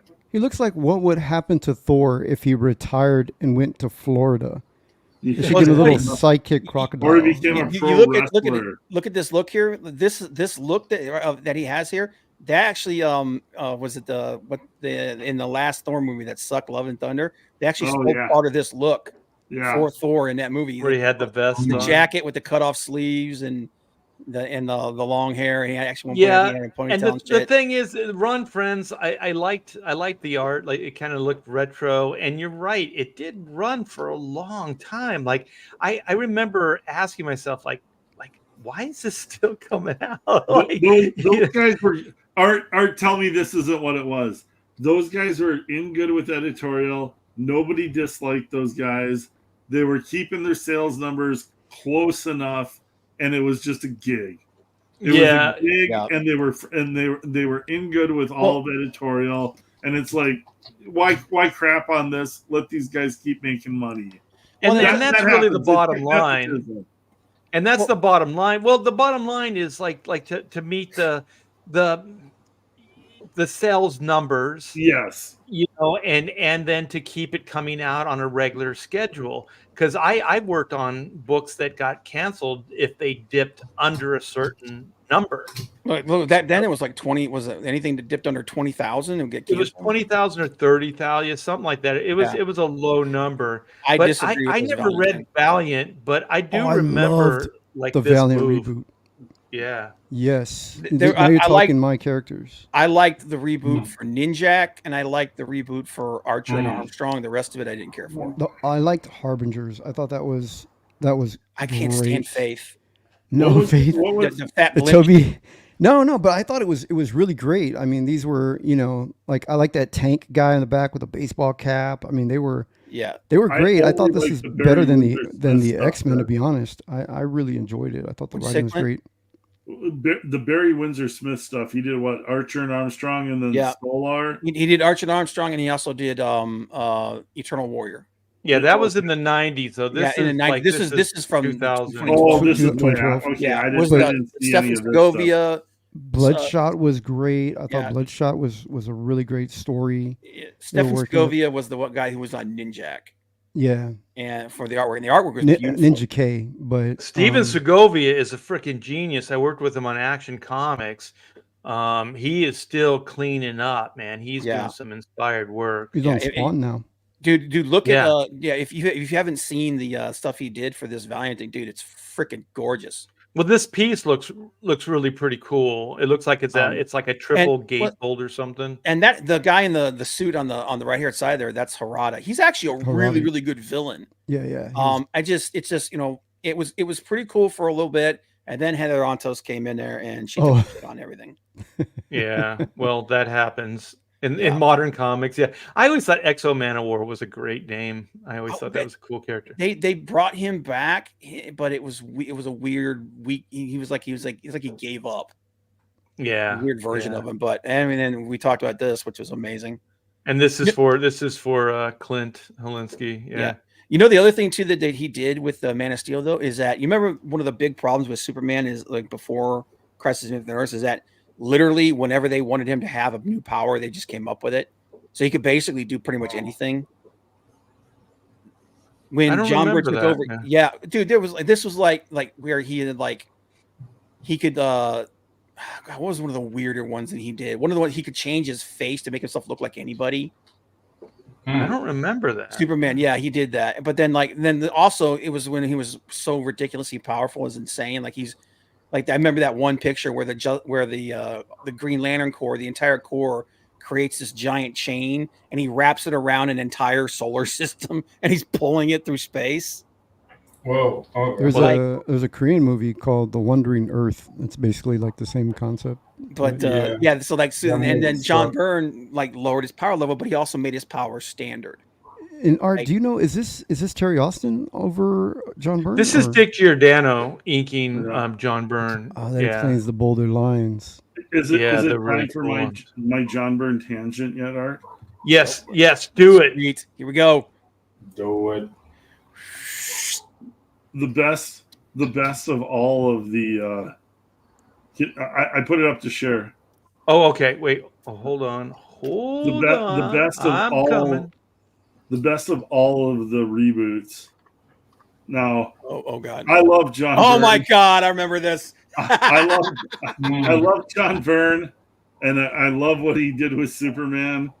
But I brought this one up just for laughs because the time that Superman almost starred in a porno movie. Yeah, there was some dude that was controlling him and Big Barda? It was one of Darkseid's flunkies. Yeah, he had so one of Darkseid's flunkies had gotten control of Big Barda from Scott-Free Mr. Miracle, and I don't know if there's an so there's a sleepy director, had like some sort of the hypnotic thing. So he's trying to literally in the comic, he's trying to film a porno with Superman and Big Barda. Yeah, and that's if you think about it, they got the perfect names for porn stars. Big Barda and Superman. But here I'm going to show you technicolor, and like John Byrne always liked to take things just a skosh too far. So I'm going to share this next one. I wonder if he did that just to mess with people. Oh, I think Byrne was like he was coming up with ideas constantly. He was writing like 3 books a month and stuff. Like you don't have time to go. John, you know what? This is not quite the idea I want to use. You just do it. You know what I mean? Like you got to fill a deadline. John liked to push the envelope because he was pushing so many ideas through it. So this is where, like Big Barda is not like everybody's favorite superhero, but like. So there's this slime guy, and he's got Big Barda's mega stick, or I can't remember the name of it, but and now it has it, and with you are as captive. Oh, the mega rod in my hand. Nothing gets standing. Is that really the name? That is the name. Yes, that is the name. So there's the mega rod in my hand. Yeah, and she's like, "No, please, not again." Not again, and there's Superman to save the day. But so you were basically witnessing a rape. Yeah, but look at your hand. Just alluding to, and that's the crap he would get away with, and he always liked to push that envelope. Look at Big Barda's hand. No, don't show me your crotch, Superman. Don't show me your mega rod. Yeah, I can only take so many mega rods. How many mega rods to the face? Yeah. So this is where I like that she's bruised up, like her cheeks bruised. Oh God, yeah. Got this backhanded. is horrible. Yeah. She's flustered, Art. This is what you call anti-woke. Yeah. Like John Byrne wasn't even not woke. He was on the far end of Like, I don't know how he could deal with any of this stuff. Well, I think some of those guys, and I hate to say it, they had, how do I say it? They came up to the point of like fetish. You know what I mean? Like sometimes they would bring it up just to the 100%. Point where it almost seemed like this 100%. Is a little telling about your lonely taste, comic book artists. You know? Your taste in things and what you're into. Burn, like there was definitely an aspect of that to some of the Burns. He was drawing 3 issues a month. The guy didn't have time for any sexual adventures, escapades, deviancy. Yeah, but that's the thing. Like, dude, in a book like that, I'm definitely like that guy was working like going like. Yeah, he had to release somehow. Release that sexual tension some way. I want you to draw panels. The mega rod. The mega rod. Hold it. Shake it. Some sweaty dude with a freaking comb over. Yeah, just going like, oh. Yeah, I'm surprised. Have you heard of the shake weight?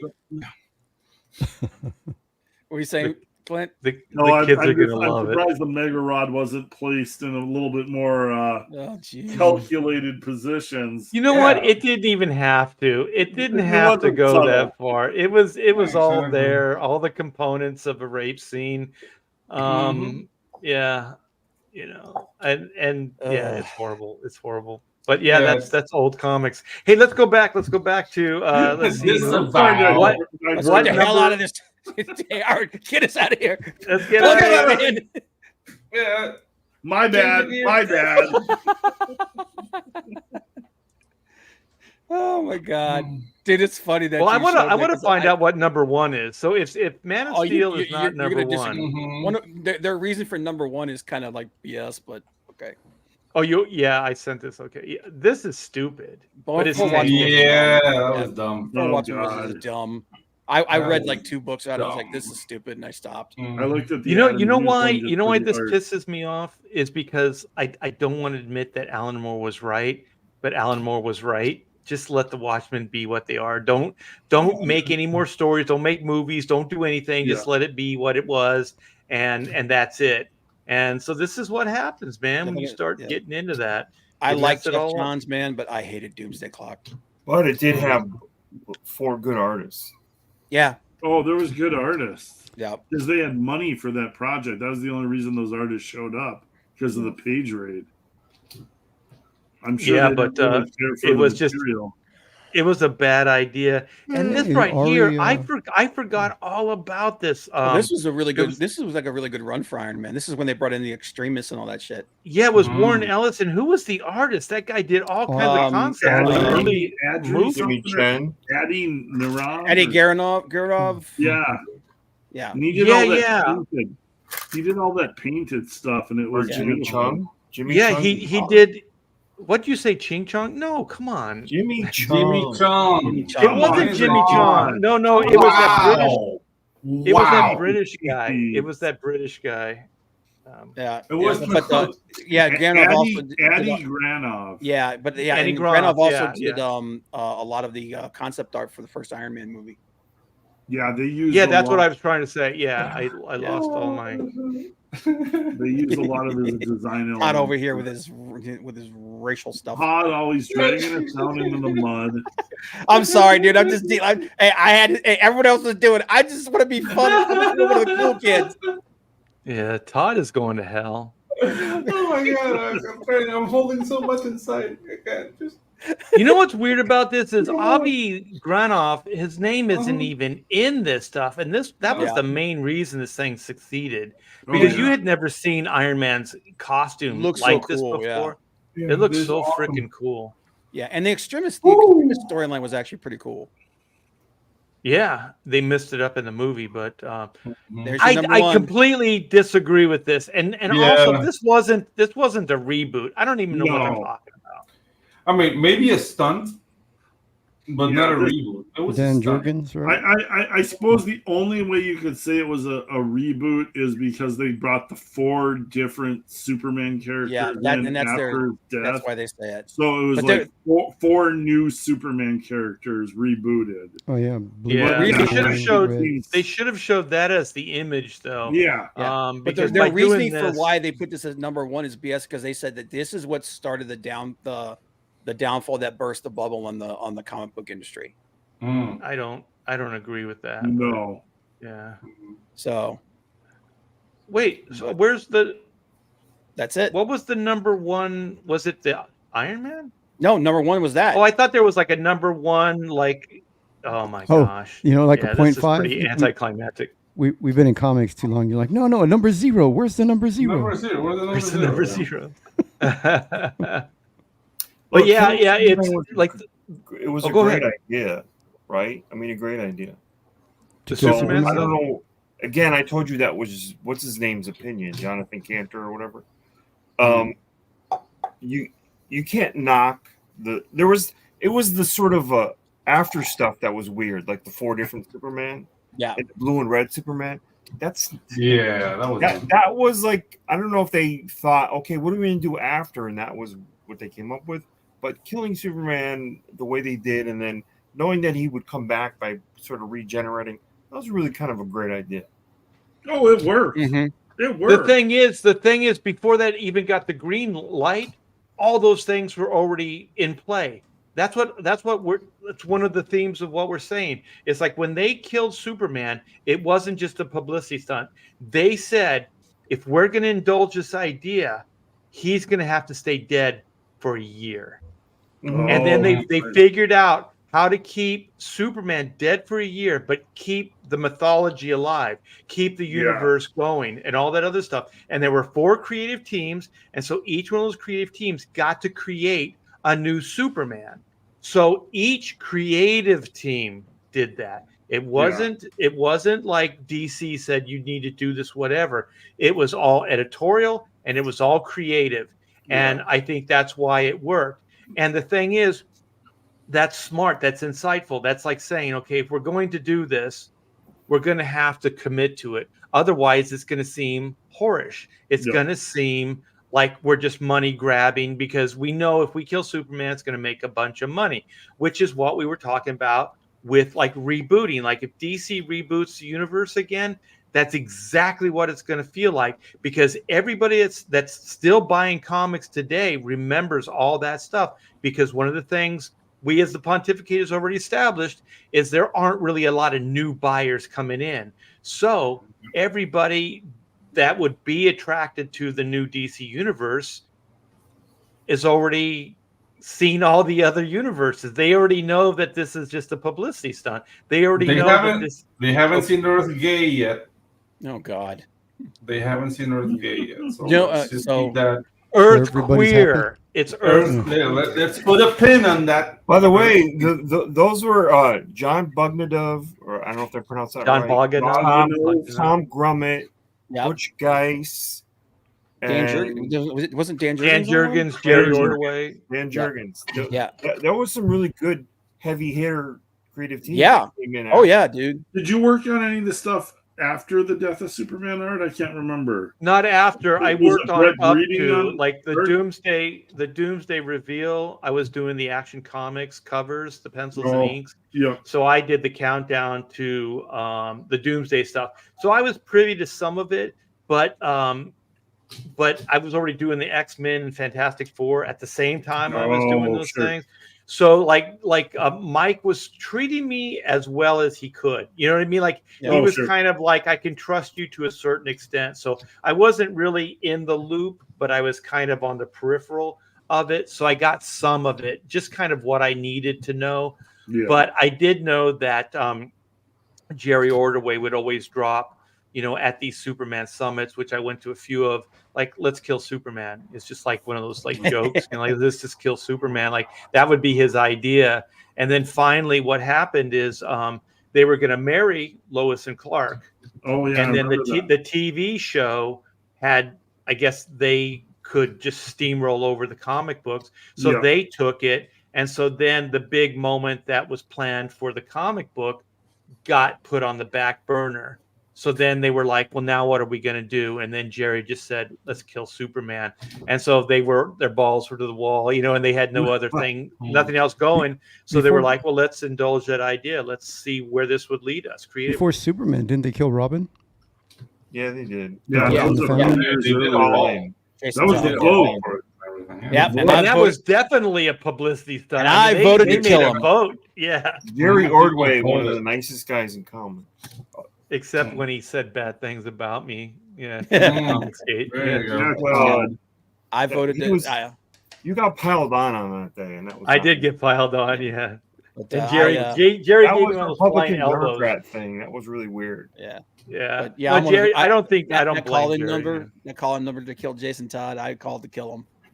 I couldn't. Well, stand I Jason think Todd. everybody did because they wanted to see if it would actually It, happen. it only, Oh, no, it, it only, it 100%. only succeeded by maybe 1 or 2%. Seriously? Yeah, it was almost No. 50. It was. I a lot closer. figured as soon as I saw that ad, It I was was a like, landslide. people are going to do this just to No, it see was. if They DC will do it. well, maybe it Yeah. was, but they claim it wasn't. Hmm. But I was like, thank God, kill that little But bastard. the DC Comics got in all kinds of trouble with Warner Brothers because they killed off an IP that they were making billions of dollars in licensing off Good. of. Piss on them. But But hey, they there's didn't have actually, permission to do it. you know what? There's a reboot that they did not put in that list that I think really deserves to be on there. Giant sized Right, so- X-Men. Yeah, What? Giants, that's excellent. Giant sized X-Men. Oh yeah. Mhm. Wow, yeah. Because remember, they were just doing reprints of the old books, No, that's And- a great example. and then that brought in the new modern team. True. Yeah. Giant And you sized want to X-Men talk about a woke team? Look at that team of X-Men. That's as woke as you get. Well, what do you Yeah. guys Hey, think and- about some of the Hey, I Marvel want to go back reboots? for a minute. Hey, this is for you, Jimmy. You know how you said you thought this was that artwork that Marvel now was what's his name, Olivier Coipel or Coipel. whatever. Mark Morales. It is Joe Quesada. I see the whole piece and there's a signature on it. So just an Oh. aside, just to He had to Put that I'm to gonna rest. prove Jimmy Just wrong. I'm put gonna him in- put him in- flex put him in on his him. place. Rub it in. Yeah. he's no, like, there's I'm- there's people listening and they need to know this stuff, Jimmy. White man I'm keep on They it, need to T-Bag. know you're wrong, Jimmy. Yeah. They need to know you're wrong. Yeah. so much for progressivism in this country, man. Another white man keeping a brown man down. I know. Look at Okay, this. Jimmy, this brown Jimmy, man who's- doesn't know how to do plumbing. Okay. who's oh, never mind. I'm not going to do the Green Arrow joke or the Green. So you were I asking just about look to work modern on my ones, stand. about modern reboots. Yeah, Yeah. modern boots. I put a need, link in the private chat, but they're Oh, going to okay. bring back Frank Miller's bringing back Sin City. Yeah, I saw that. Mm. And Yeah, there's a few more in He's there that doing I thought. Oh, yeah. two one shots. What- One's in the what Old is- West, and the other one's actually in color. What's their company called? What's the thing with the deal? Frank that he's- Miller Productions. Frank Miller presents. Oh, okay. Presents. Yeah. Yeah, and he's Frank actually Miller presents, and yeah. Miller's not actually drawing the Oh, one no. of them. Oh, He's let's doing, face it. He that's, can't draw anymore. Frank's drawn. Yeah. Frank will draw some bad covers Oh, and good. he'll get some good artists. Milo Manara is doing the one Milo Manara? shot. Yeah. What's And his then, hand look like? DC Todd? has a current It's like, title they're bringing out with the Titans Beast. God, that kinda doesn't thing. open to any of us, by the way. Has Yeah. anything- Oh yeah, the Titans Beast Wars Yeah, Beast Wars. That's or what I yeah, called it Beast too. World, Beast World. Yeah. Beast World. Yeah. Yeah. Beast Wars. The yeah, Beast that's a Beast lawsuit, Wars was baby. the Transformers, right? Yeah, that's our lawsuit, baby. And they're Hey, rebooting. cool. They're doing a soft reboot for X-Men. Well, and Um, isn't now that Kirkman's got his hands on Transformers and GI Joe? He's combining the two. Aren't they killing it over Yeah, the under, Energon unit. Skybound or Energon, whatever? yeah. He's making an assload of money off of that. The Energon. Well, I you know, remember- Oh, go ahead. Oh, I worked at Devil's Due back in the day, and Kirkman was always like pitching them ideas. He wanted to write GI Joe so bad, and Devil's Due had it. And I remember they would shoot him down for everything, and now it's like, and this is like something like all freelancers should realize is like the guy that you're shooting down now might be the big star tomorrow. Might be your boss Yeah, tomorrow. yeah. Exactly.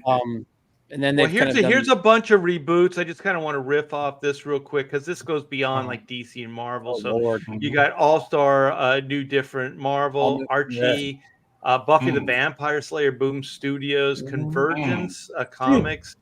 Was it? The Jetsons are getting what about rebooted? the Afterlife with Archie? Yes. That's was the vampire, pivotal. or no? That was the zombie stuff, right? That was the it was the like Eldritch zombie horror thing. Yeah. All their Archie characters went supernatural. Yeah. Those guys that work there learned how to color, a letter, draw, all of that stuff. Used to get paid $50 a page, and then all of a sudden they go get like Fiona Staples and Frank Cavilla or whatever, and they were getting like $300 a page. You have no idea how those guys reacted to that. It's demoralizing. And Yeah. the big news that you guys aren't talking about, the big guys that are getting into the comic book industry, is the company that makes Viagra. Their title is right there in the R. It's called Re-Erection. Pfizer. That's sure. Yeah. Pfizer. Pfizer sponsors Re-Erection. Oh, Resurrection. That was that really shitty X-Men crossover with Selena as the main villain. Well, you know, the one I resent is the New 52, New Justice League. That Justice League book was god awful. I'm sorry, Jim Lee. I'm sorry, Jeff Johns. That was bad. Dark Knight's they consider Dark Knight's Metal a reboot? Some of it, I think is weird. Yeah. If you look at the part when they brought in the Buffy the Vampire Slayer creator, Josh, whatever his name is, Joss Whedon. So that whole segment that Joss Whedon reshot with Batman on the rooftops and the monster, the dark sides. What are those flying monsters? Oh, the Parademons. Parademons. That whole segment is not shot for shot, but it's taken from Jim Lee and Jeff Johns' Justice League run. And so guess what? Jim Lee and Jeff Johns get money from the movies for creating that scene and them using it in the movies. Like, that's how that works. Yeah. Yeah. But there's a Whedon verse here. What is this Whedon verse? That's when he was doing Studios? books. Yeah, with Boom Studios. It wasn't very good. Okay. The Whedon verse. Yeah. And then the zero hour. That's when that's Serenity and all those those books that he's doing for those. Oh, okay. from Firefly. The Firefly. Well, hold on. That stuff still gets published. Angel, Buffy, all that. Oh stuff yeah, there's it's all licensed. Yeah. So it can't be doing that bad. It's like, what's the characters that do karate? I forget their names. Power Rangers. Power Rangers. Power Rangers is on like Power Rangers has 130. better stories than the Whedonverse. Yeah. Yeah. Saban It's sold. surprising that there's an audience for that stuff. Oh, dude, there are so many Huge. friggin' Power Rangers It's fans. huge. It's ridiculous. It's called Sentai, and it is Sentai, huge. Got Kamen Rider. And actually, the Shattered Grid storyline that they did for that was actually not bad. Yeah, Finch and I did a cover for that, and that's what got me I into want it. to do Gotcha Man. To be honest, that'd be Dude, one I of would my love things. for somebody to do a Kyle good friggin'. Higgins. I wish like somebody in comics could do like an Ultraman kind of thing because I loved it. Kyle Higgins. Actually, hey, Jimmy, you brought up Kyle Higgins. Yeah. That dude is a badass. When I lived in California, I mean, we socialized. That he came to the house, we'd go out to eat, stuff like that. He is a really great guy, young guy. Yeah. Not progressive as far as like he's a progressive guy, but with ideas, stuff like that. But he still really wants to learn the tradition of comics. Like he had 1 foot in, 1 foot out. He was that perfect guy that we're talking about that could take like the old and the new and merge them. Because I worked with him on Terminator Deathstroke, and that guy had so many great ideas.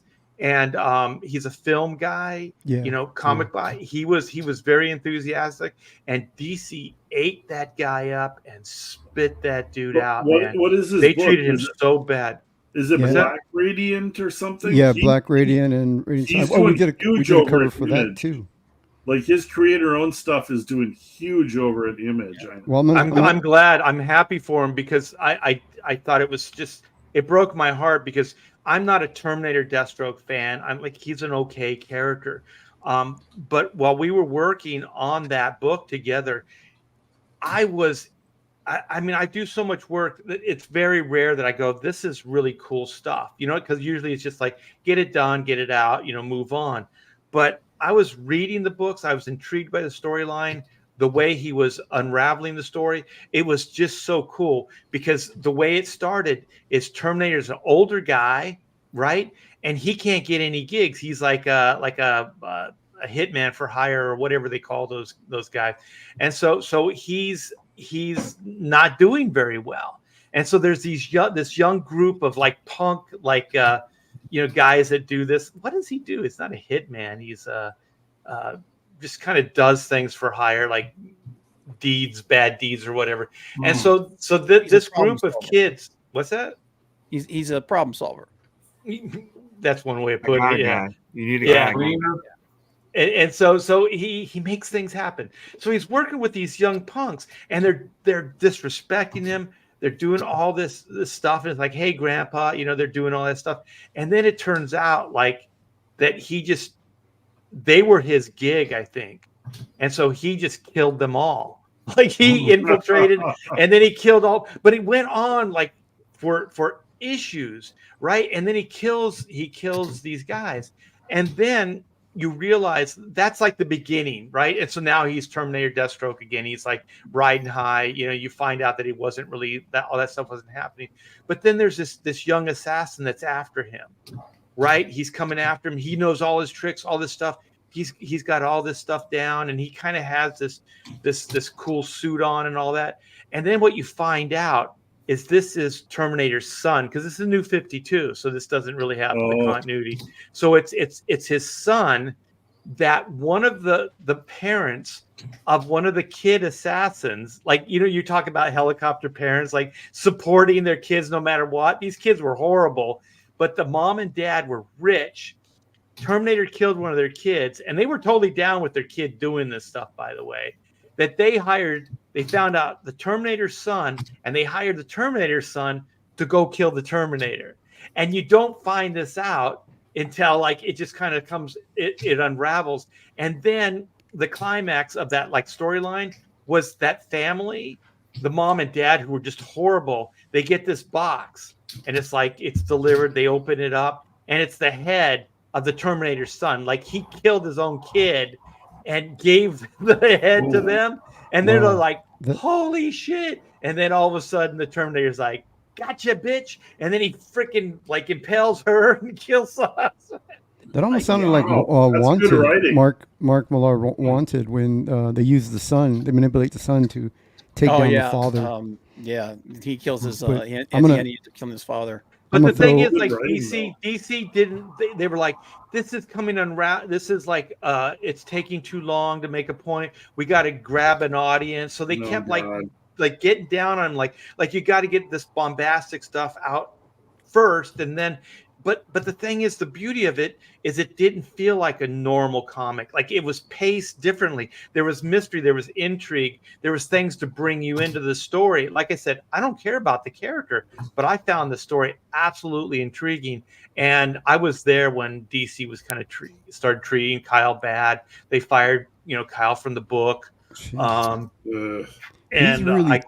He's really, really talented. I mean, I really like him, and he's a nice guy. I mean, we chat. I've chatted with him before, and then we did a cover. Dave Finch and I did a cover for him for his Radiant Black #1 when he was first launching it, and I still to this day I haven't gotten my comp copies. Every now and then I remind him, because he's like, "Oh yeah, I was going to send them out to you. I'm going to send you the rare foiled edition." Nobody likes to send comp copies, dude.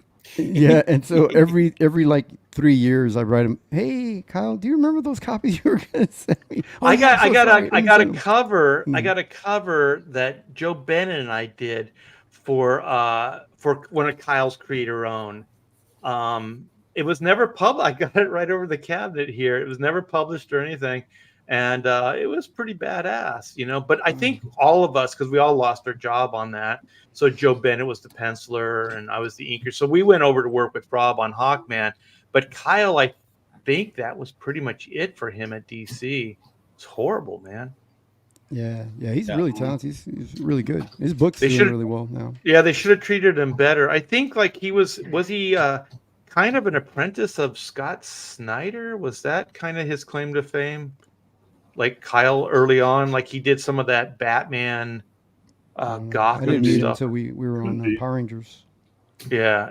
So we're at Boom. Well, all he has to do is resubmit 5 years later because all those editors will be gone. Well, Yeah, but the thing is, Kyle isn't going to get paid shit. Like you could go back, I could go back to DC, but like the pay just isn't. No, there. you're better off doing your. That's why he's doing his Black Radiant. Later on, Yeah, He's not even writing Better off. anymore.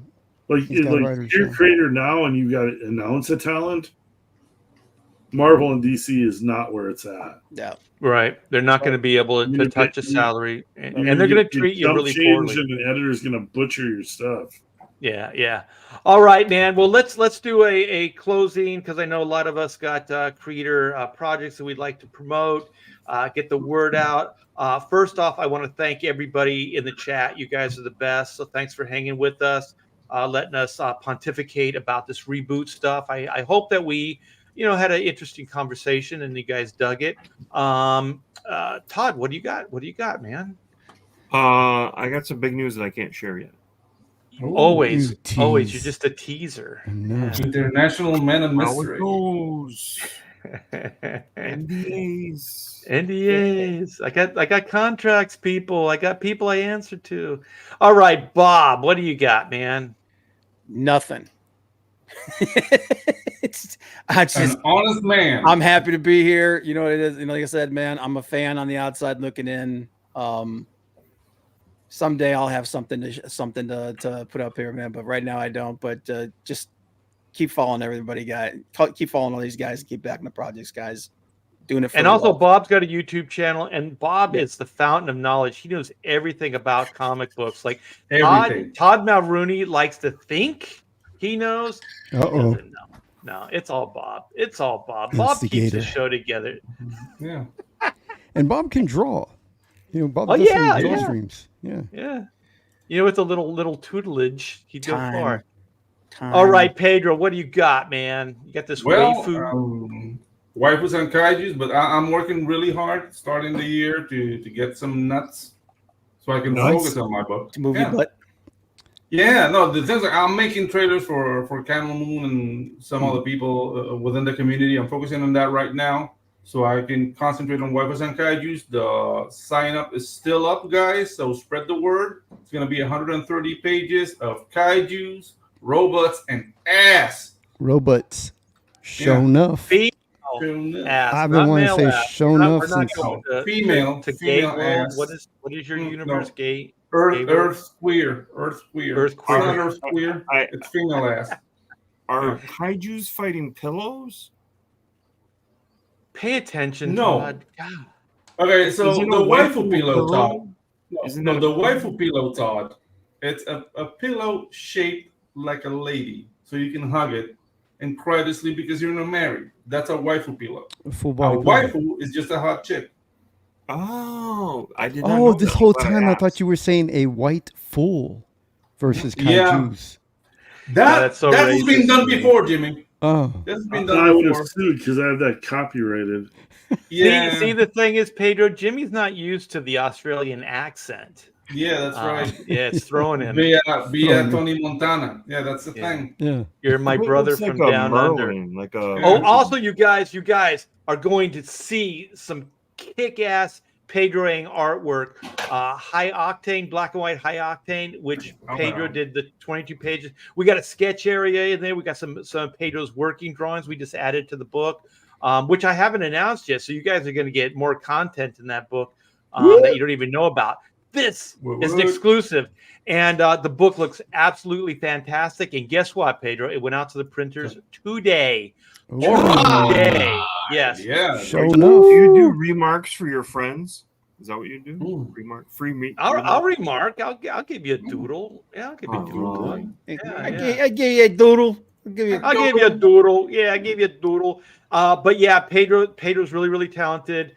We got to support everything he does.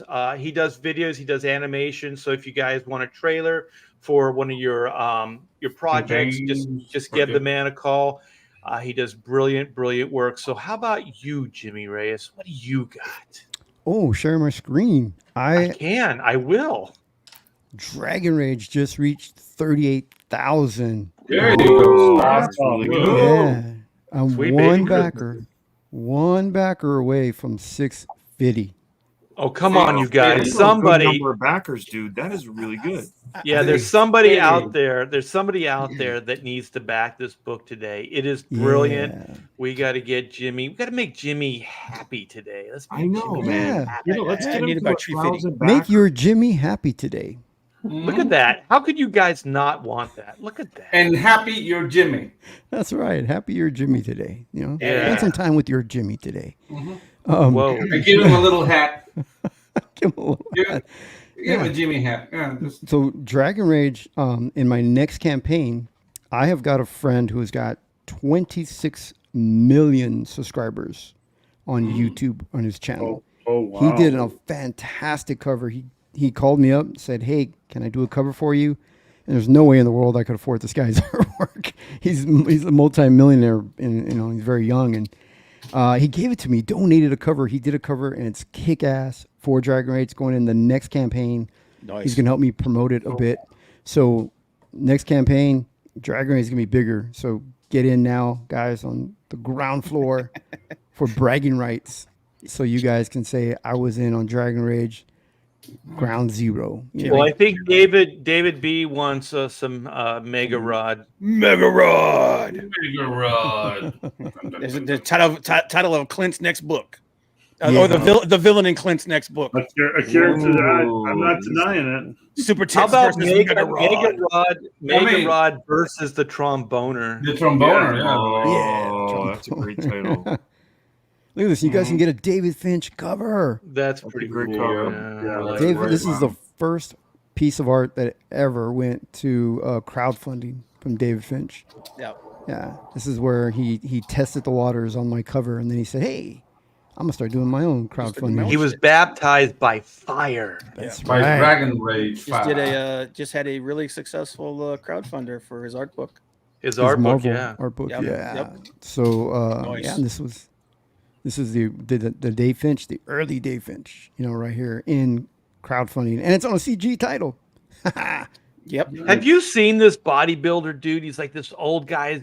He's got white hair and white beard. He looks just like this guy. So every time Yeah. I see this, Oh, no. I think of that bodybuilder guy that's selling some kind of like diet or something like the that. liver, Yeah, like king liver or guy. Yeah, yeah. Liver guy, yeah. I like that you guys look at. I like that Art looks at. at my comment. He goes, "Ooh, I know a man just like this in real life." I don't know him, Jimmy. I want to know him. You know who modeled this for this? We should tell everybody is Art T Bear. Art T Bear was my model for this. Right Yeah, here. damn right. That's Art's beard. This is the Art T Bear cover. That's the beard. That could Yeah. that could be Art. All right, this Yeah. is getting disturbing. I don't like everybody looking at me anymore. This is Like a piece of meat. You This got is those too much. alligator elbows. You're being I do. objectified, Art. Yep. Yeah. they're a little rough. Hey, Yeah. Art, don't you have a thing that you're tied to help a animal? Is it an animal? Oh, your daughter's Mandy's. your daughter's Your daughter's thing. your daughter's- Oh yeah. Actually, anybody that donated to her possum GoFundMe, I want to thank you. She got 1,000. She needed 5,000 to save the little possum's life, and she did. They had the surgery. The possum came out. The possum's doing well. No So good. anybody that supported that and gave to that GoFundMe, thank you very much. It That did is help. awesome. Nice. You're welcome. I And think when it's that still possum has open, babies, too. I get one, right? Sure, possums only live about 3 years. Yeah, they're not long. They're not long, yeah. But Holy- and also a shout out to Chris. He had to take his dog into the surgery today. so- Yeah. Oh yeah, Yeah. Chris was the Wozniak. Coming He's back. back, you guys. He was gonna do Yeah. the show tonight, Prayers for but Chris's dog. he had a little He's doing family good. emergency with his Yeah. puppy. So yeah, He called us from his yacht in the Mediterranean. You know what bugs me Finally. about when I read these stories is when they're camouflaged on Twitter. I had this one story. This girl's like, "Guys, I'm so sad today," and we all ask her like on Twitter, "What's going on? Share with us." And she says, we lost a family member. I said, oh my God. She says, yes, this family member's been with us for a very, very long time. We loved her so much. I can't believe April is gone. I said, oh my God, April is gone. She said, yes. And now we just walk by the kitchen and we see her water dish. And I go, oh my God, what are you doing? Your poor grandma. Like, we see her water dish there and her little catnip. Like, you're talking about a cat? This whole time you had me crying, feeling bad. I thought you lost your grandma. I don't get these cat people sometimes. That's why I don't feel bad for people anymore. Yeah. You know, but I like the story. I like where you guys like came up front and were like, this is for a dog or this is for a possum. Yeah, exactly. Mm-hmm. You know what I mean? The way it should be. Yeah. You know, I don't want to cry. Well, what happens with possums is they don't stop growing. Whoa. They really?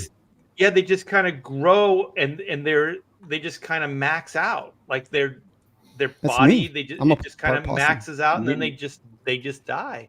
I've been the same height since I was 11 for a horror years old. movie. It is that is a good idea for a horror movie. It could be called Max Out. Max Out. All right, Clint Helinsky, let's lighten this thing up. This was getting a little too dark about like grandma's cat and all this other shit that maxing out. Let's fix everything. Titties. Yay! It does. Go. It fixes everything. It really Maidens does. of Mayhem is in demand. We're at 27,400 with 275 backers, which is absolutely fantastic. It's a 60-page book with 3 stories with Pirate Queen, Blue Bombshell, and Sword Maidens. There's an art book that will give you a backup story. There's also a digital backup story with Thunder Tits, the character that I did this homage piece. That's a book I worked on right there. Yeah, X-Men. I don't remember. I have those Rogue Captain Marvel, X-Men. 368. Yep, yeah, that sounds right. You can also get if you missed Blue Bombshell the first time, you can get these reprints of it with 2 retro covers featuring the Tromboner and Fetish and other things, and a little preview of the interior artwork. This is an adult story, so there will be nudity, adult content, all the good stuff. Lots of jokes, lots of fun, lots of hot babes and scantily clothes or no clothes. Again, these original art pages won't be edited when I actually print the book here. Here's the Pirate Queen story. Wait a minute, I won't get that black bar? God, you won't get the black bar at all. Well, I like the black bar that's between your legs there. It kind of looks like a landing. Yeah, you can give like black bar stickers. Yeah. It's literally a box. Dude, that would actually be kind of funny. Yeah. Everybody you could get a woman. You could get a woman and just call her the box. Yeah. The box. I'm gonna keep stealing all these ideas, Art. What's in the box? Go back to your main cover. Jack. Clint. It's a Jack in the box. What was that first cover you had, Clint? The one. Well, this one here, everybody loved the Tromboner from the first Blue Bombshell story. So this is a kind of homage piece, but this is the new character that is going to be showing up. A lot Thunder Tits in the foreground here, and then Thundercock is going to be the new obviously Bombshell villain, and his origin story will be in the art book, which you can pick up in the reward tiers. You know what? Those two should end up becoming like a super team. Thundercock and Super Tits. Yeah. Oh, I thought it was Thunder Tits. It's just gonna be cock and tits, but cock and tits, yeah. It's better than cock and balls, so yeah. And there are nude variants here, so all the goodies, all still available in demand. I'd love to hit 30,000 with this campaign. We're sneaking up closer week by week. We're at 27,400. I will probably I have 20 books over here, all the overseas, the leftover overseas books to ship out for Superiors, and then it's on to Maidens of Mayhem and sending it to the printer. And once I get it back from the printer, we're going to close out this campaign probably in about March. So you got about February left to back this book if you haven't backed it already. And I'll probably be shipping this book in January, February, March, April. Sweet. That's the game plan. Superiors is all the U.S. books for Superiors has been shipped out, and I'll be shipping Maidens of Mayhem out in January, February, March, April. So Yeah, get you it guys, Clint always delivers, man. These books are always on time, and they always look fantastic. Just tongue in cheek, just good old fashioned, just fun, man. So don't get hung up. Just buy it, enjoy it. Yeah, and as far as black and white, you guys, it's done, man. It's at the printers. So Eric Weathers sent out the high octane. Thank you again, Pedro, for helping that was put awesome. that book to bed. And it looks fantastic. So that's there. And then the 68 pages are there as well. I did the UV. Oh, the cover's gonna rock, man. It's got UV cover, like coating on it. So parts of it's gonna be flat. Part of it's going to be glossy. It's going to be. How do you pick? How did you know which parts were going to have the UV? I do it kind of like a foreground, like always logos and then foreground. So like this book here, let me see. It probably won't show up. Is it a way you set up in the pre-press, or you just tell the printer? She's all gloss. You can kind of see the shimmer, and then the logo is gloss, and then the foreground elements are gloss. So then all the background stuff are flat. So it actually gives a semblance of like depth in a strange kind of cool way. And what you do is whatever you want to be in UV is you just kind of make it in black. It's kind of like those old, like those green screens or whatever they used to do, where they would cut out the foreground figures and they'd be in black. And then the background would be in place. It's kind of like that where you knock out the background, you take it completely out, and then whatever you want the UV, it's just solid black. Yeah, that in film that's called chroma key. Chroma key, that's it. Thank you. Yeah. Yes. So it's kind of that idea, and it just looks fantastic. It's a nice effect, and the book looks great, man. We got the variants, we got the 3 variants. So we got the Kenneth Rocafort, we got the Joe Bennett. And then we have the black and white variant, which, by the way, it was our 72 hour variant.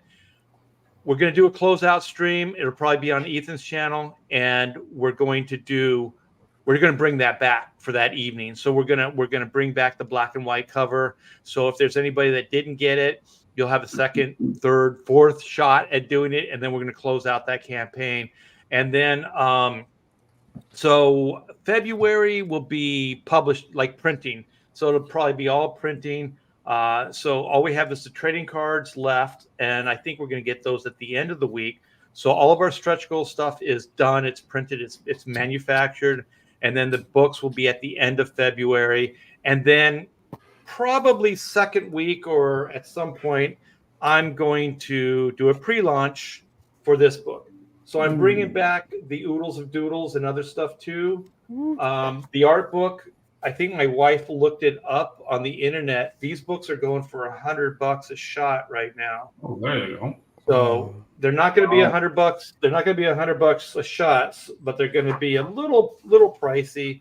So here's some of the artwork. And yes, I do have permission from DC to use these characters. Gorgeous. Wow. Yeah.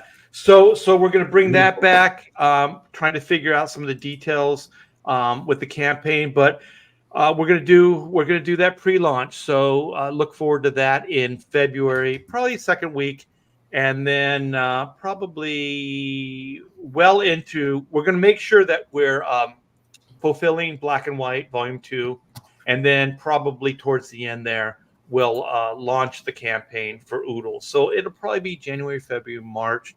It'll probably be close to middle end of March where we're going to launch Oodles on Indiegogo. So you guys save some money, get some money saved up. It'll be cool. There's going to be tons of artwork. I'm going to draw. So I'm going to make myself available for commissions, things like that. remarks, all kinds of stuff. So we're going to be celebrating just drawing and commissions and all that other good stuff. So it's going to be fun. I want to thank all my Pontificator brothers. So thank you guys for showing up. Thanks, Jimmy, for coming in, man. It's always good to hang out with you. And thanks to everybody in the chat. You guys are the freaking best. CG is the best. We got the best audience that comics can offer right now. Better than the Marvel crew, better than the DC crew, better than anybody. So you guys are the best. We keep building this CG, the CG universe. It's expanding every moment, and it's just getting better and stronger, and bringing more people in. So we're getting better and better as Pedro is getting darker and darker. Yeah, Pedro, what's happening? He's disappearing. There? You're blending into the shadows. Dude, oh, there he is. Oh, there he is. I am a dark man. Wait a minute. Wait a minute. I'm dark and I'm proud. I am a proud dark man. Oh, you know what, Pedro? I said that to somebody. You just reminded me. Like somebody was saying something about your skin color. I go, I'm a proud Caucasian. I'm very proud of my skin color and who I am.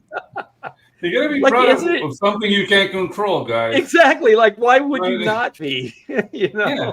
This is who I am. All right, look at Clint's making the rock face. He's saying we're out of here. So thanks again, you guys. We'll see you next week on another Pontificators, 8:00 Eastern Standard Time every Wednesday night. Longest running show in CG history. So you guys take care. See you next week.